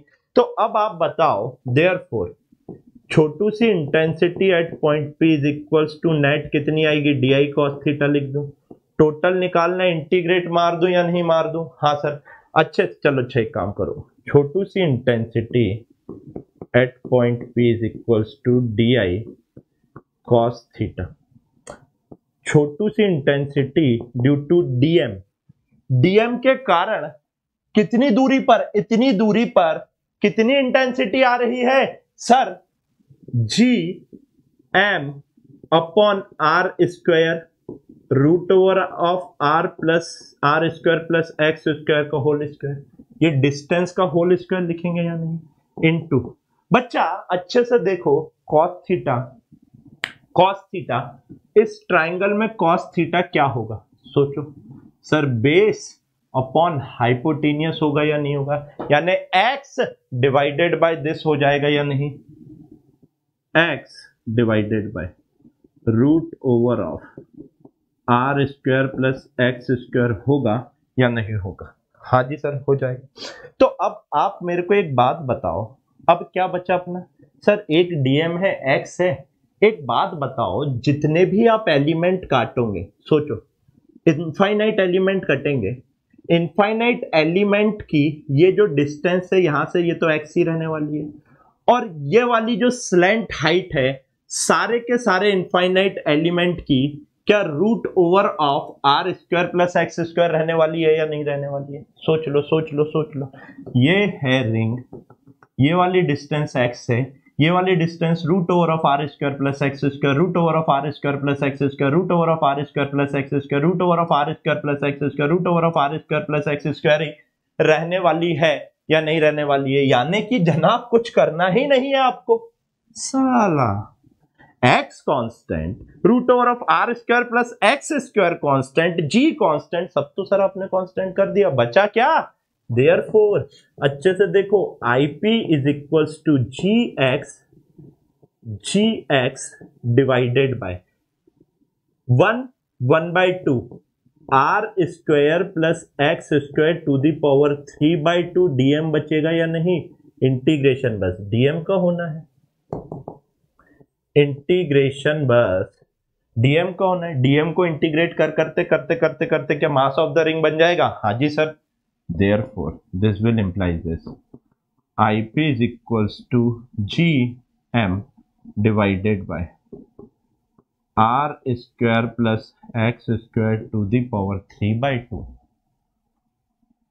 into X होगा, हाँ या ना, R square plus X square to the power 3/2 into X आया या नहीं आया, हाँ या ना, हाँ जी सर। मजे की बात देखो, क्वेश्चन क्या आएगा, क्वेश्चन आएगा आपका, आपको वो x बताना है जिसके ऊपर इंटेंसिटी मैक्सिमम हो, सुनो सुनो सुनो सुनो, 100% सेम चीजें आपकी चार्ज में चला दूंगा, साइन थीटा क्यों नहीं लिया, कैंसिल आउट हो गया इसलिए उड़ा दिया, सुनो, आपको वो x बताना है जिसके ऊपर IP मैक्सिमम हो, कैसे निकालेंगे, for therefore for IP to be maximum, for IP to be maximum, for IP to be maximum, अगर IP को मैक्सिमम होना है तो x की वैल्यू कितनी होगी, dIP by dx equal to 0 कर देंगे। अब ये मैं आपके लिए छोड़ रहा हूं, थोड़ा सा गणित छोटा सा है, x की वैल्यू आएगी बेटा plus minus r divided by √2, याद कर लो x की वैल्यू कितनी आएगी, plus minus r divided by √2, dIP by dx करोगे, g m बाहर हो जाएगा, d बाय dx of x divided by r square plus x square to the power 3/2, ये जीएम है, इसको इक्वेट टू जीरो करना है तो जीएम जीरो के नीचे चला जाएगा, जीएम कैंसिल आउट हो जाएगा। Second first function second function division rule लगाना, सेकंड फंक्शन फर्स्ट का differentiation minus first function second का differentiation divided by second function का होल स्क्वायर। जो नीचे सेकंड फंक्शन का होल स्क्वायर कर रहे हो करने की जरूरत नहीं है, सीधे जीरो के साथ चला जाएगा। आपको एक बार फर्स्ट का सेकंड के साथ और एक बार सेकंड का फर्स्ट के साथ डिफरेंशिएशन करना है, आ जाएगा। मजा आया है ना? मेरा काम बताना था, मैंने बता दिया आपको, चाहता करवा देता लेकिन एक होमवर्क दे रहा हूं सो दैट आपका बेसिक मैथमेटिक्स टाइमली रिवाइज होता रहे। ठीक है भाई, अब देखो आई जीरो कहां कहां हो रहा है। सुनो, फॉर ग्राफ बनवा रहा हूं, I to be zero, IP maximum निकालना है, एक्स की जगह आर बाय रूट टू रख देना, आईपी मैक्सिमम आ जाएगा। आप देखोगे काम की चीज सुनो, for I to be zero, I zero कहां कहां हो रहा है। एक काम करो, एक्स की वैल्यू जीरो कर दो, एक्स की वैल्यू जीरो कर दो। सोचो, एक्स की वैल्यू जीरो कर दो, आईपी जीरो हो गया। एक्स की वैल्यू जीरो करने से मतलब आप क्या समझ रहे हो, at the centre of ring हो जाएगा या नहीं। If X is equal to zero, बच्चे आप बताओ, I is equal to zero, this is nothing but intensity at the centre of ring. X को जीरो करो, कहां आ रहा, इंटेंसिटी एट द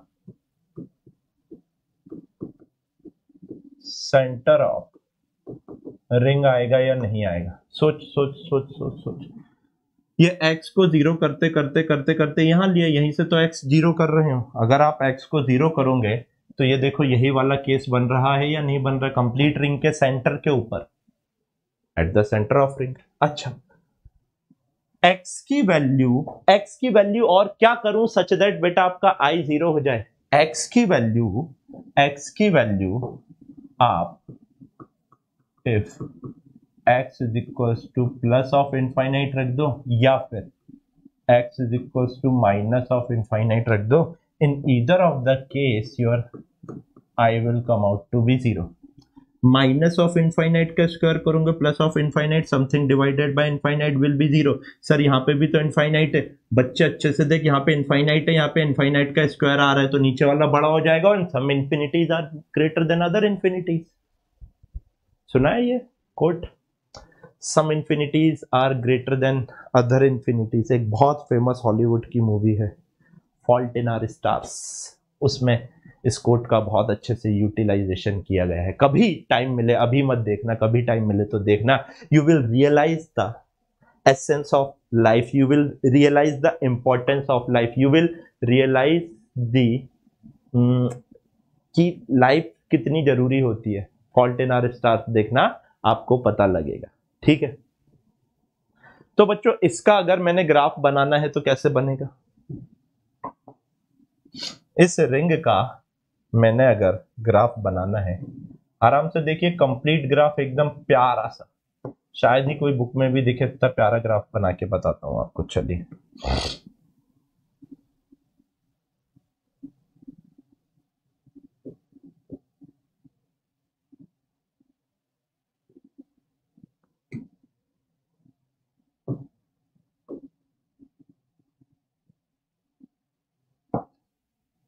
ये रिंग सर पहले देखी थी, बहुत बढ़िया, बहुत सारे केस में आर बाय टू। हाँ बेटा, उधर पे भी इलेक्ट्रिक फील्ड में भी ऐसे ही आएगा, मैग्नेटिक फील्ड में भी इतनी आएगा, r by root two, r by root two, r by root two. Don't worry, इतना ही आएगा बेटा, है ना। चलिए, रेडी। इधर पे बना रहा हूं आई, और ये बना रहा हूं आपका एक्स। समझिए, ये है आपकी इंटेंसिटी, ये है आपका x, this is your maximum I max, this will be your negative of I max. Graph कैसा बनेगा समझिए,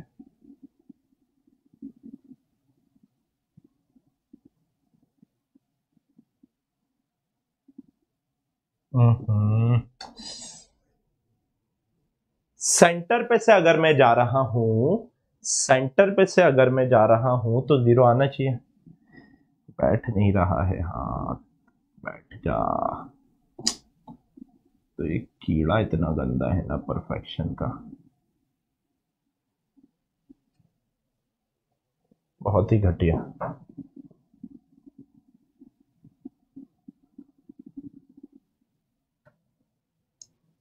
ओह ओके, ये इसको जोड़िएगा नहीं, इनफाइनाइट पे जाने देना, इसको जोड़ना नहीं इनफाइनाइट पे। सही बना यार, सही है सही है सही है ना।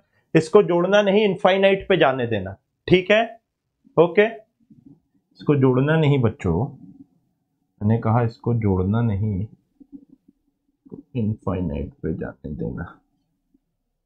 बहुत ही घटिया लग रहा है।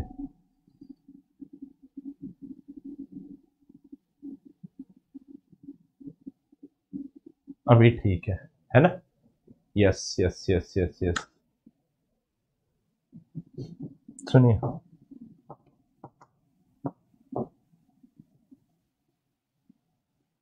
ये आर की वैल्यू कितनी होगी बताओ बेटा। यहां पे आपको इंटेंसिटी मैक्सिमम दिख रही है, यहां पर और यहां पर आपको इंटेंसिटी मैक्सिमम दिख रही है या नहीं।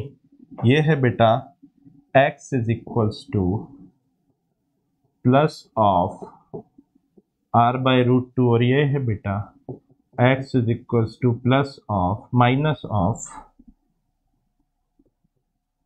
r by root two. ऐसा ग्राफ इसका आएगा। कोई दिक्कत बच्चों,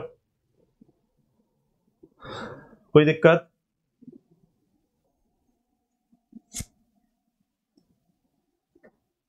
बढ़िया काम, आगे बढ़े चलिए। नाउ बच्चों, gravitational field of uniform hollow sphere बहुत इजी है। देखिए, एक यूनिफॉर्म हॉलो स्फीयर है, इसके कारण ग्रेविटेशनल फील्ड इंटेंसिटी या ग्रेविटेशनल फील्ड बोल दो, है ना। फील्ड और फील्ड इंटेंसिटी अलग अलग चीजें, ग्रेविटेशनल फील्ड ही बोल रहा हूं तो अभी उसके लिए सेम ही आप मान के चलिएगा, ठीक है। इससे इसके सेंटर से अलग अलग r डिस्टेंस दूरी पर आपको ग्रेविटेशनल फील्ड इंटेंसिटी लिखनी है। लेट्स से if it's a hollow sphere of mass m and radius r, 100% concept same मैं फिर कह रहा हूं इलेक्ट्रोस्टैट्स में रेप्लिकेट हो जाएंगे, इसलिए यहां पर समझते हुए चलिए, ठीक है। मैं यहां पे बच्चों 3 पॉइंट ले रहा हूं। Let's say this to be point 1, this to be your point 1, this to be your point 2 and somewhere here this to be your point 3, है ना। 3 केस ले रहा हूं। Case 1, case 1 outside sphere, outside point. Outside point के लिए बच्चों जो आपका r है वो greater than radius of sphere हो जाएगा, यानी कि यहां से यहां की डिस्टेंस स्मॉल r मान लो।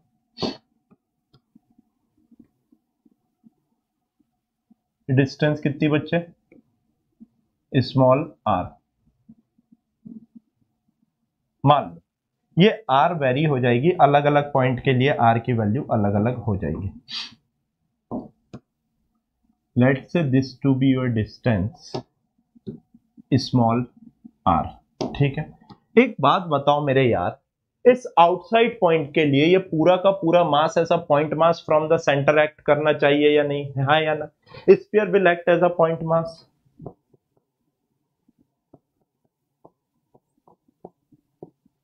Sphere will act as point mass and if sphere act as point mass, बच्चों आप मेरे को बताइए जो ग्रेविटेशनल फील्ड इंटेंसिटी होगी वो Gm/r² होगी। r is the distance from the centre to the point at which gravitational field is asked, हाँ या ना?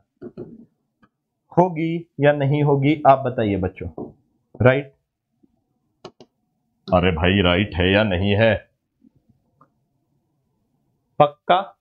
अगर एट सरफेस बोलेगा तो case 2,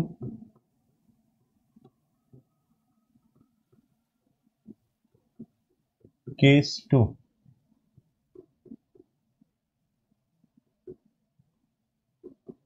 at surface. At surface की अगर मैं बात करूंगा तो बच्चों ये जो आर है इक्वल्स टू आर हो जाएगा।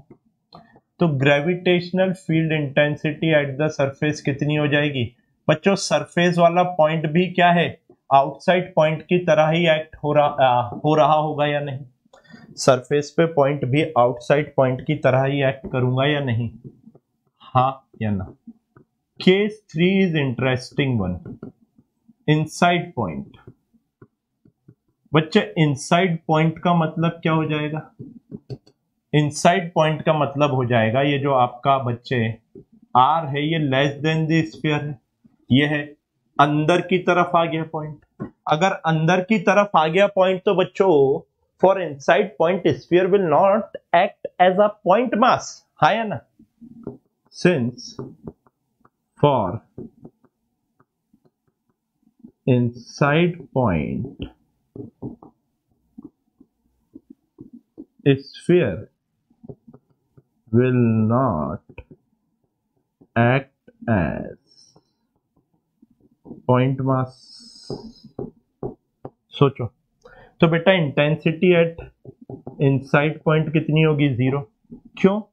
क्योंकि याद करो जब ग्रेविटेशनल एक्सीलरेशन निकलवाया था इनसाइड द अर्थ तो मैंने कहा था अंदर वाला मास लगाता है। तो बेटा ये आई भी तो एक तरह से ग्रेविटेशनल एक्सीलरेशन ही है या नहीं है? Sir r is equal to r at surface पे कैसे? बाप रे, सरफेस के ऊपर ये सेकंड पॉइंट के लिए स्मॉल आर क्या रेडियस ऑफ स्फीयर के बराबर हो जाएगा lily?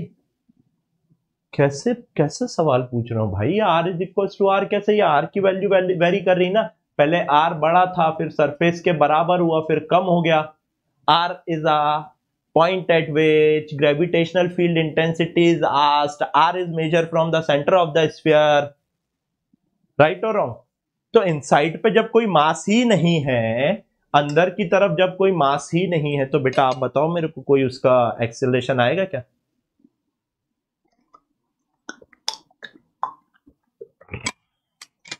It's a hollow sphere, it's a hollow sphere. Now अगर आप आउटसाइड का पॉइंट बहुत अच्छे से देखोगे बच्चों तो आपको पता लगेगा I is inversely proportional to are square, हाँ या ना? तो जब आप आई वर्सेस आर का कर्व बनाएंगे,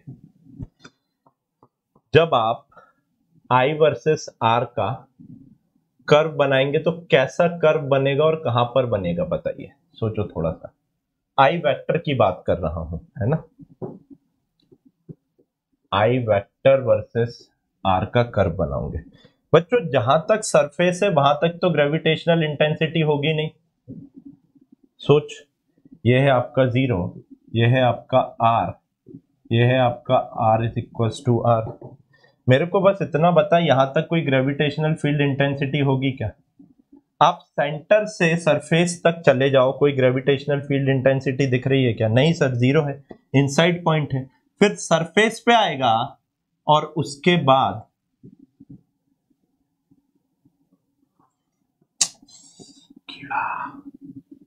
ऐसा इनफाइनाइट तक जाएगा, हाँ या ना? सर 0 तो सेंटर पे होनी चाहिए। अच्छा, एक तो रट्टू तोते लोगों से ना मैं परेशान हूं। बेटा 0 सेंटर पे होगी जब ये सॉलिड स्फीयर होगा। Earth is a solid sphere, ये हॉलो स्फीयर है। अंदर ग्रेविटेशनल एक्सेलरेशन या ग्रेविटेशन फोर्स हमेशा अंदर वाला मास लगाता है, याद है? जब यहां पर अंदर मास ही नहीं है तो बेटा इसको अंदर की तरफ कौन खींचेगा? कौन खींचेगा? कौन खींचेगा बताओ निधि वर्मा जी। कॉन्सेप्ट एक तो रट के बैठ गए सेंटर पे 0 होनी चाहिए। अरे वो सॉलिड स्फीयर है, ये हॉलो है बावली, अच्छे से देख। कमाल करते हो भाई, मैं क्या कर सकता हूं अब इसमें, बताइए मेरी क्या गलती है? क्यों? मेरी कोई गलती हो तो बताओ। अभी देखो, इसी में थोड़ा सा चेंज करता हूं और आपकी बातों के ऊपर मैं आता हूं, सुनिएगा, ठीक है? मैं क्या करता हूं, इसको सॉलिड स्फीयर कर देता हूं। सुनना मेरी बात बेटा, मैं इसको क्या करने जा रहा हूं, सॉलिड स्फीयर। अगर सॉलिड स्फीयर हो गया, वही पुराने खेल बच्चे, आउटसाइड पॉइंट के लिए, आउटसाइड पॉइंट के लिए जो सॉलिड स्फीयर है वो as a point mass act करेगा या नहीं करेगा? हाँ जी सर।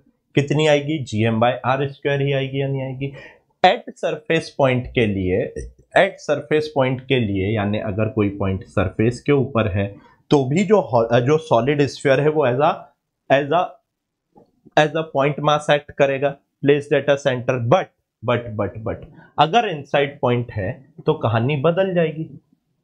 समझो थोड़ा सा, अगर आपका इनसाइड पॉइंट है तो कहानी बदल जाएगी। सर कैसे बदलेगी? आओ बताता हूं, समझो। केस 3, निधि वर्मा जी अच्छे से देखिए, अटेंशन की जरूरत है आपको, यहीं से मिलेगा। Case 3, inside point, inside point की अगर मैं बात करता हूं, इनसाइड पॉइंट का मतलब क्या है बेटा? आर लेस देन आर हो गया थर्ड नंबर वाला पॉइंट। अगर बच्चे आर लेस देन आर हो गया है तो इनसाइड पॉइंट के लिए आराम से देखो, ये आ रहा है ऐसा, ये ऐसा आ रहा है या नहीं? हाँ या ना?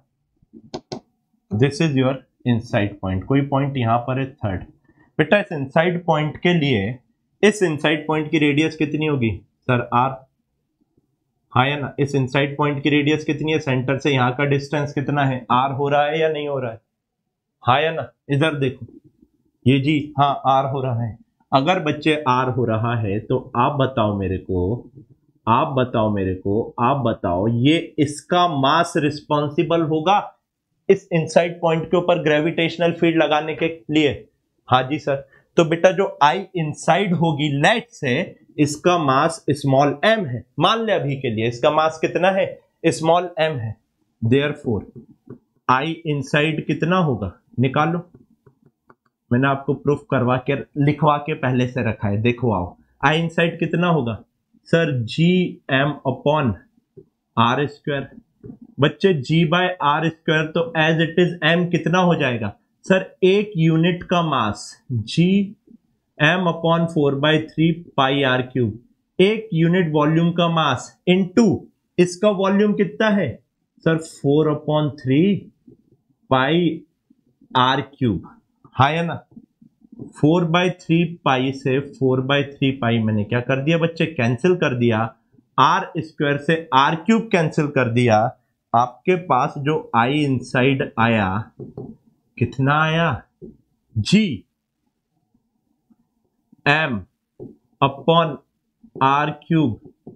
इंटू आर आया या नहीं आया? क्या ये लिखवा के रखा है? मैंने कहा तो थोड़ा सा भरोसा रखो, प्रूफ करवाऊंगा। भरोसा टूटने दिया है आज तक?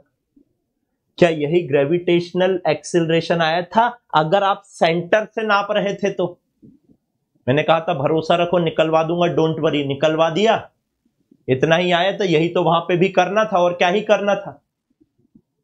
अब मेरे को बताओ, अगर R 0 होगा, निधि जी आप बताइए, अगर R 0 होगा यानी स्मॉल r अगर 0 होगा तो इनसाइड पॉइंट यानी सेंटर पॉइंट के ऊपर जीरो ग्रेविटेशनल फील्ड इंटेंसिटी आएगी या नहीं आएगी? एट सेंटर की बात कर लेता हूं मैं।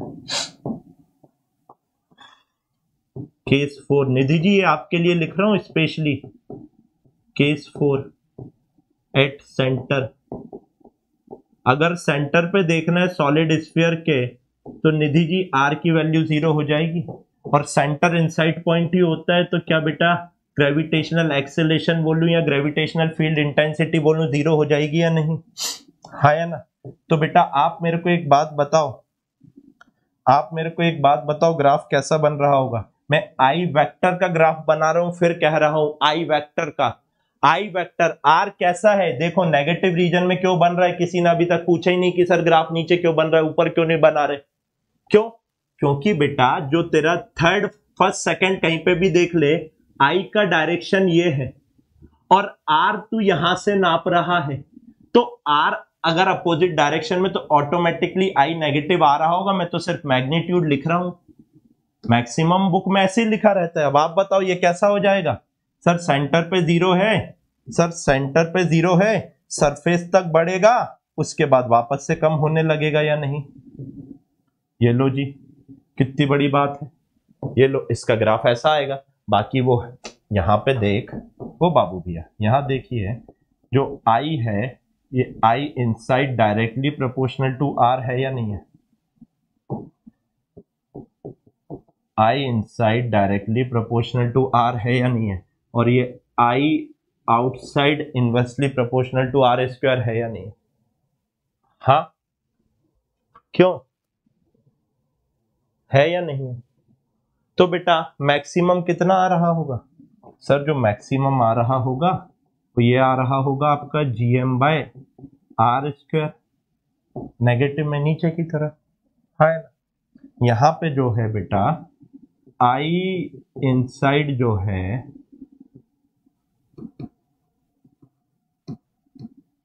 आई इनसाइड जो है ये डायरेक्टली प्रोपोर्शनल टू आर है, और आई आउटसाइड जो है वो inversely proportional to are square है या नहीं है? आप बताइए, राइट और रॉन्ग?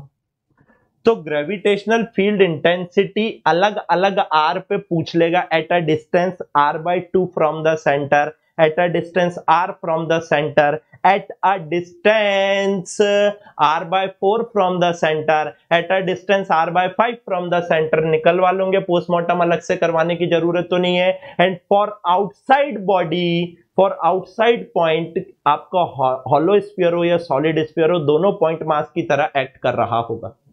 अब इसका ऑलरेडी पोस्टमार्टम आपका पहले करवा दिया है। अब ये आर की वैल्यू कितनी भी हो सकती है, from 2r, twice of radius of earth पे बताइए, thrice of radius of earth पे बताइए। इसमें के क्वेश्चन अगर आएंगे तो क्या हम खेल लेंगे या नहीं खेल लेंगे निधि जी?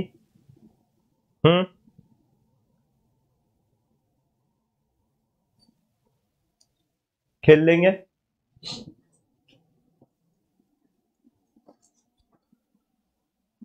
राइट, चलो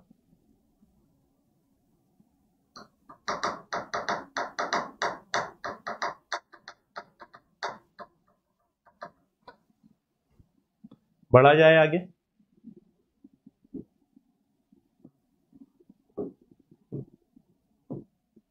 now work done by force due to gravity, work done by force, work done by force due to gravity की अपन को बच्चों बात करनी है। क्या है सुनिए, लेट्स से एक ग्रेविटेशनल फील्ड है, मान लो ये एक आपके बच्चे क्या है, ग्रेविटेशनल फील्ड है। मान लो ऐसी मैंने कोई भी एक फील्ड बना दी, ठीक है। मैंने यहां पर एक पॉइंट है ए और यहां पर एक पॉइंट है बी। बच्चे ए से बी मेरे को किसी पर्टिकुलर ऑब्जेक्ट को लेकर जाना है, ए से बी पर किसी भी एक ऑब्जेक्ट को लेकर जाना है, ठीक है। तो बच्चों work done by force of gravity क्या होगा? From work done by force of gravity, work done by force of gravity in bringing a particle from A to B क्या होगा? आप बताइए। सर वर्क डन हो जाएगा, सर वेरिएबल पाथ है तो वेरिएबल के लिए एफ डॉट डी आर लिखूंगा या नहीं? एफ डॉट डी आर लिखता हूं या नहीं? हाँ जी sir.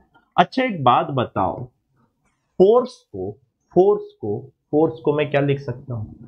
Sir since in terms of gravitational field intensity, sir ये एफ अपॉन एम नॉट होता है, तो यहां से ये जो फोर्स वेक्टर है, ग्रेविटेशनल फोर्स वेक्टर है, ये कितना हो जाएगा?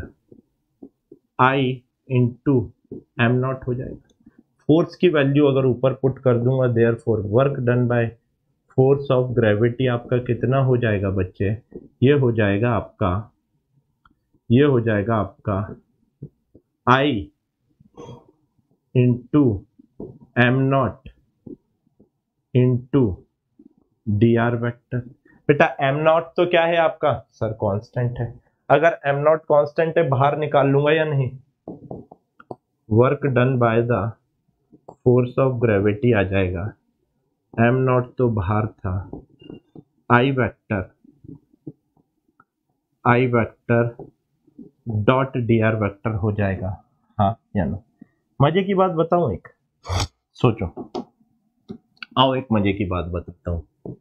इफ आई वेक्टर, अगर I vector perpendicular to D R vector होगा तो work done by the force of gravity 0 आएगा या नहीं आएगा? सोच समझ के आंसर करना, हाँ या ना। सोच समझ के आंसर करना, फंसा भी सकता हूं। आएगा या नहीं आएगा आप बताइए, हाँ या ना।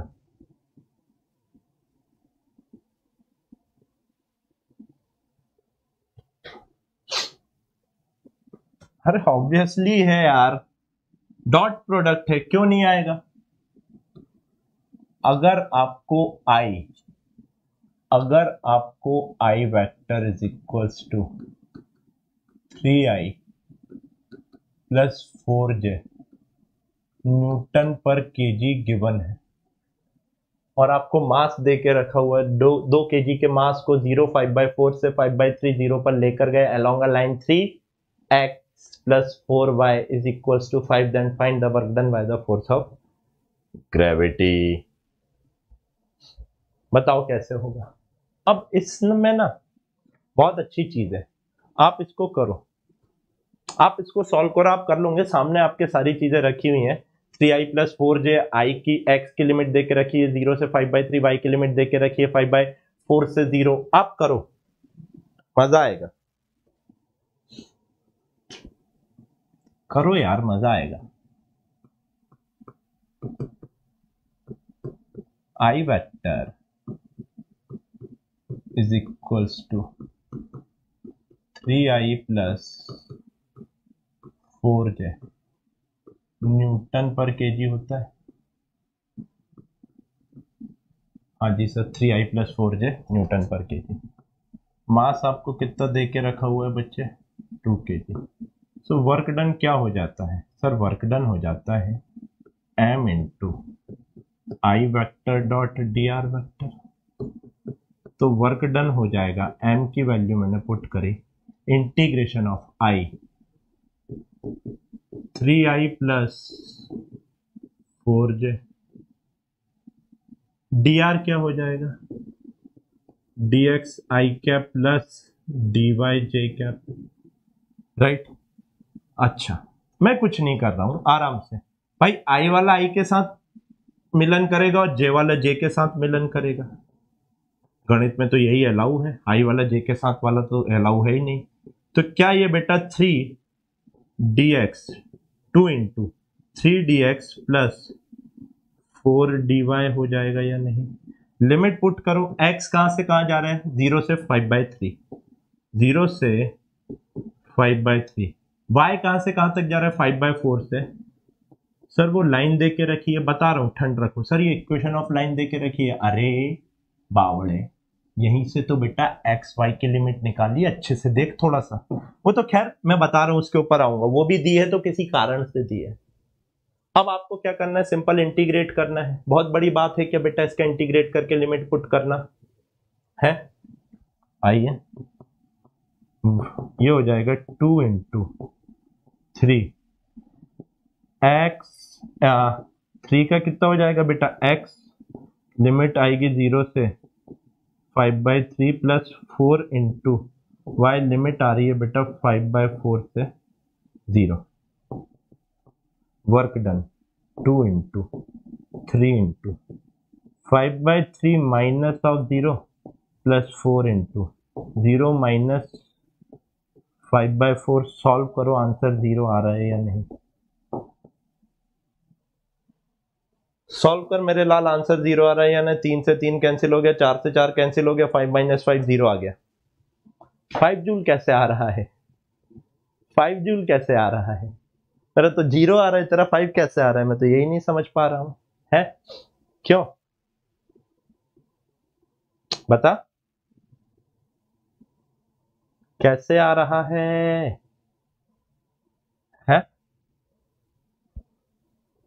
5J5 कैलकुलेशन करने के नाम पे बेटा ढुस होके बैठ जाते हो नीचे। क्या घटिया कैलकुलेशन था, कोई बहुत बड़ी चीज तो दी नहीं, लेकिन खैर मैं क्या कर सकता हूँ। मेरे इतने बताने के बाद भी अगर बेटा तू कैलकुलेशन नहीं सुधार रहा है, डेली टोचन देने के बाद भी कैलकुलेशन नहीं सुधार रहा है, तो बेटा अगले साल मिलते हैं ना। मैं ये बात तो एक दावे के साथ आपको आज कह रहा हूं, भगवान ना करे ऐसा हो, भगवान ना करे ऐसा हो। मैं चाहता हूं इस क्लास में जितने बच्चे बैठे हैं सब डॉक्टर बन जाए।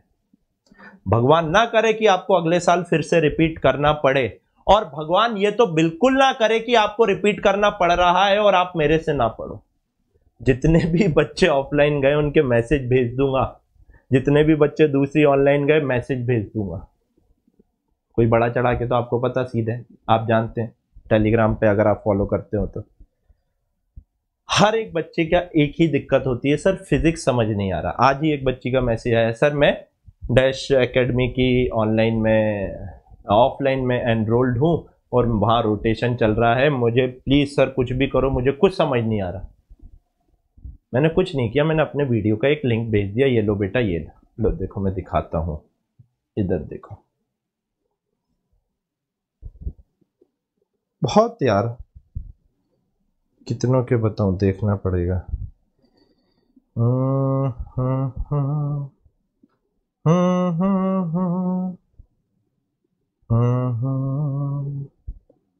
मैकेनिक्स लिख के भेजा था उसने।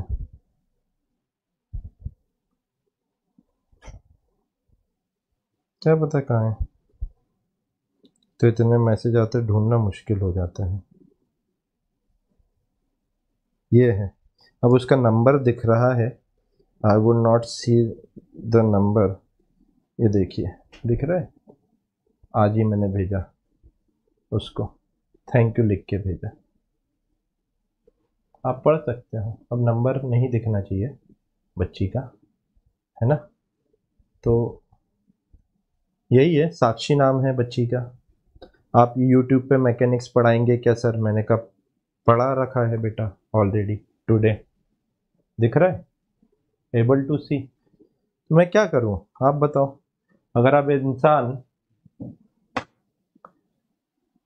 अगर इंसान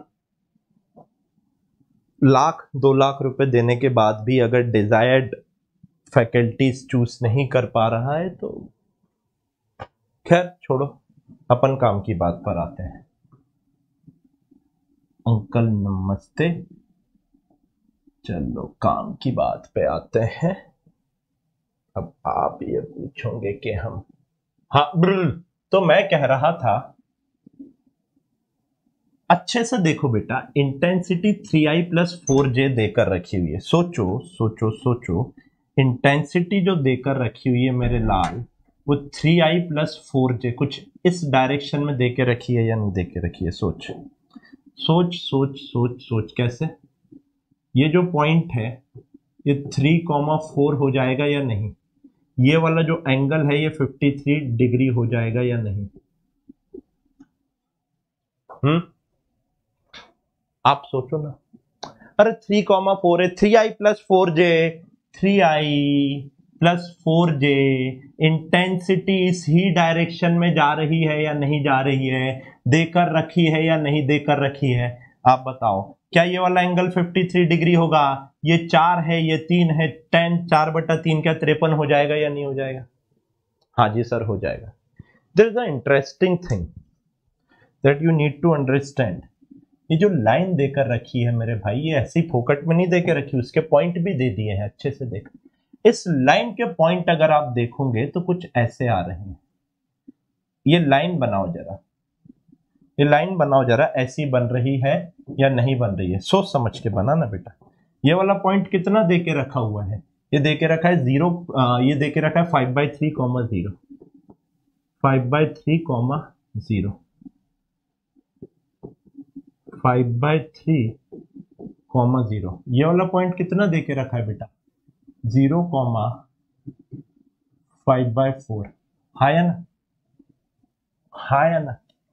यानी कि जो आपका पार्टिकल लेकर आ रहे हैं वो 0,5/4 से 5/3, इस डायरेक्शन में लेके आ रहे हैं या नहीं लेके आ रहे हैं? सोच सोच सोच सोच सोच सोच। इस डायरेक्शन में लेके आ रहे हैं या नहीं लेके आ रहे हैं? इस डायरेक्शन, हाँ जी सर, इस डायरेक्शन में लेके आ रहे हैं। और जो तेरी इंटेंसिटी है वो किस डायरेक्शन में है? सर इंटेंसिटी इस डायरेक्शन में। क्या दोनों परपेंडिकुलर टू ईच अदर है? यानी ये जो तेरा डिस्प्लेसमेंट वेक्टर है, ये जो तेरा डिस्प्लेसमेंट वेक्टर है, ये परपेंडिकुलर टू इंटेंसिटी वेक्टर है। देख अच्छे से दिख रहा है या नहीं? चाहे तो निकाल ले, कोई दिक्कत वाली बात नहीं है, चाहे तो निकाल ले। ये वाला एंगल कितना हो जाएगा? 90। ये वाला एंगल निकाल लेना बेटा, 37 डिग्री आ रहा होगा, निकाल ले। अगर ये 37 आएगा तो परपेंडिकुलर हो जाएगा। परपेंडिकुलर होगा तभी तो इनका डॉट प्रोडक्ट 0 आ रहा होगा। परपेंडिकुलर होगा, ये डायरेक्शन ऑफ आई वेक्टर है, ये बेटा, ये जो है तेरा, ये डायरेक्शन ऑफ आई वेक्टर है, डायरेक्शन ऑफ आई वेक्टर। गणित में घुसो यार, मजा गणित में है। Physics is a by product. Direction of I vector, और ये क्या है बेटा? Direction of S vector.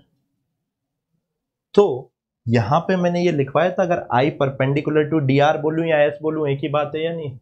अगर बेटा according to this figure I is perpendicular to दियाल है, तो आप बताओ बच्चों, I डॉट डी आर 0 होगा या नहीं होगा?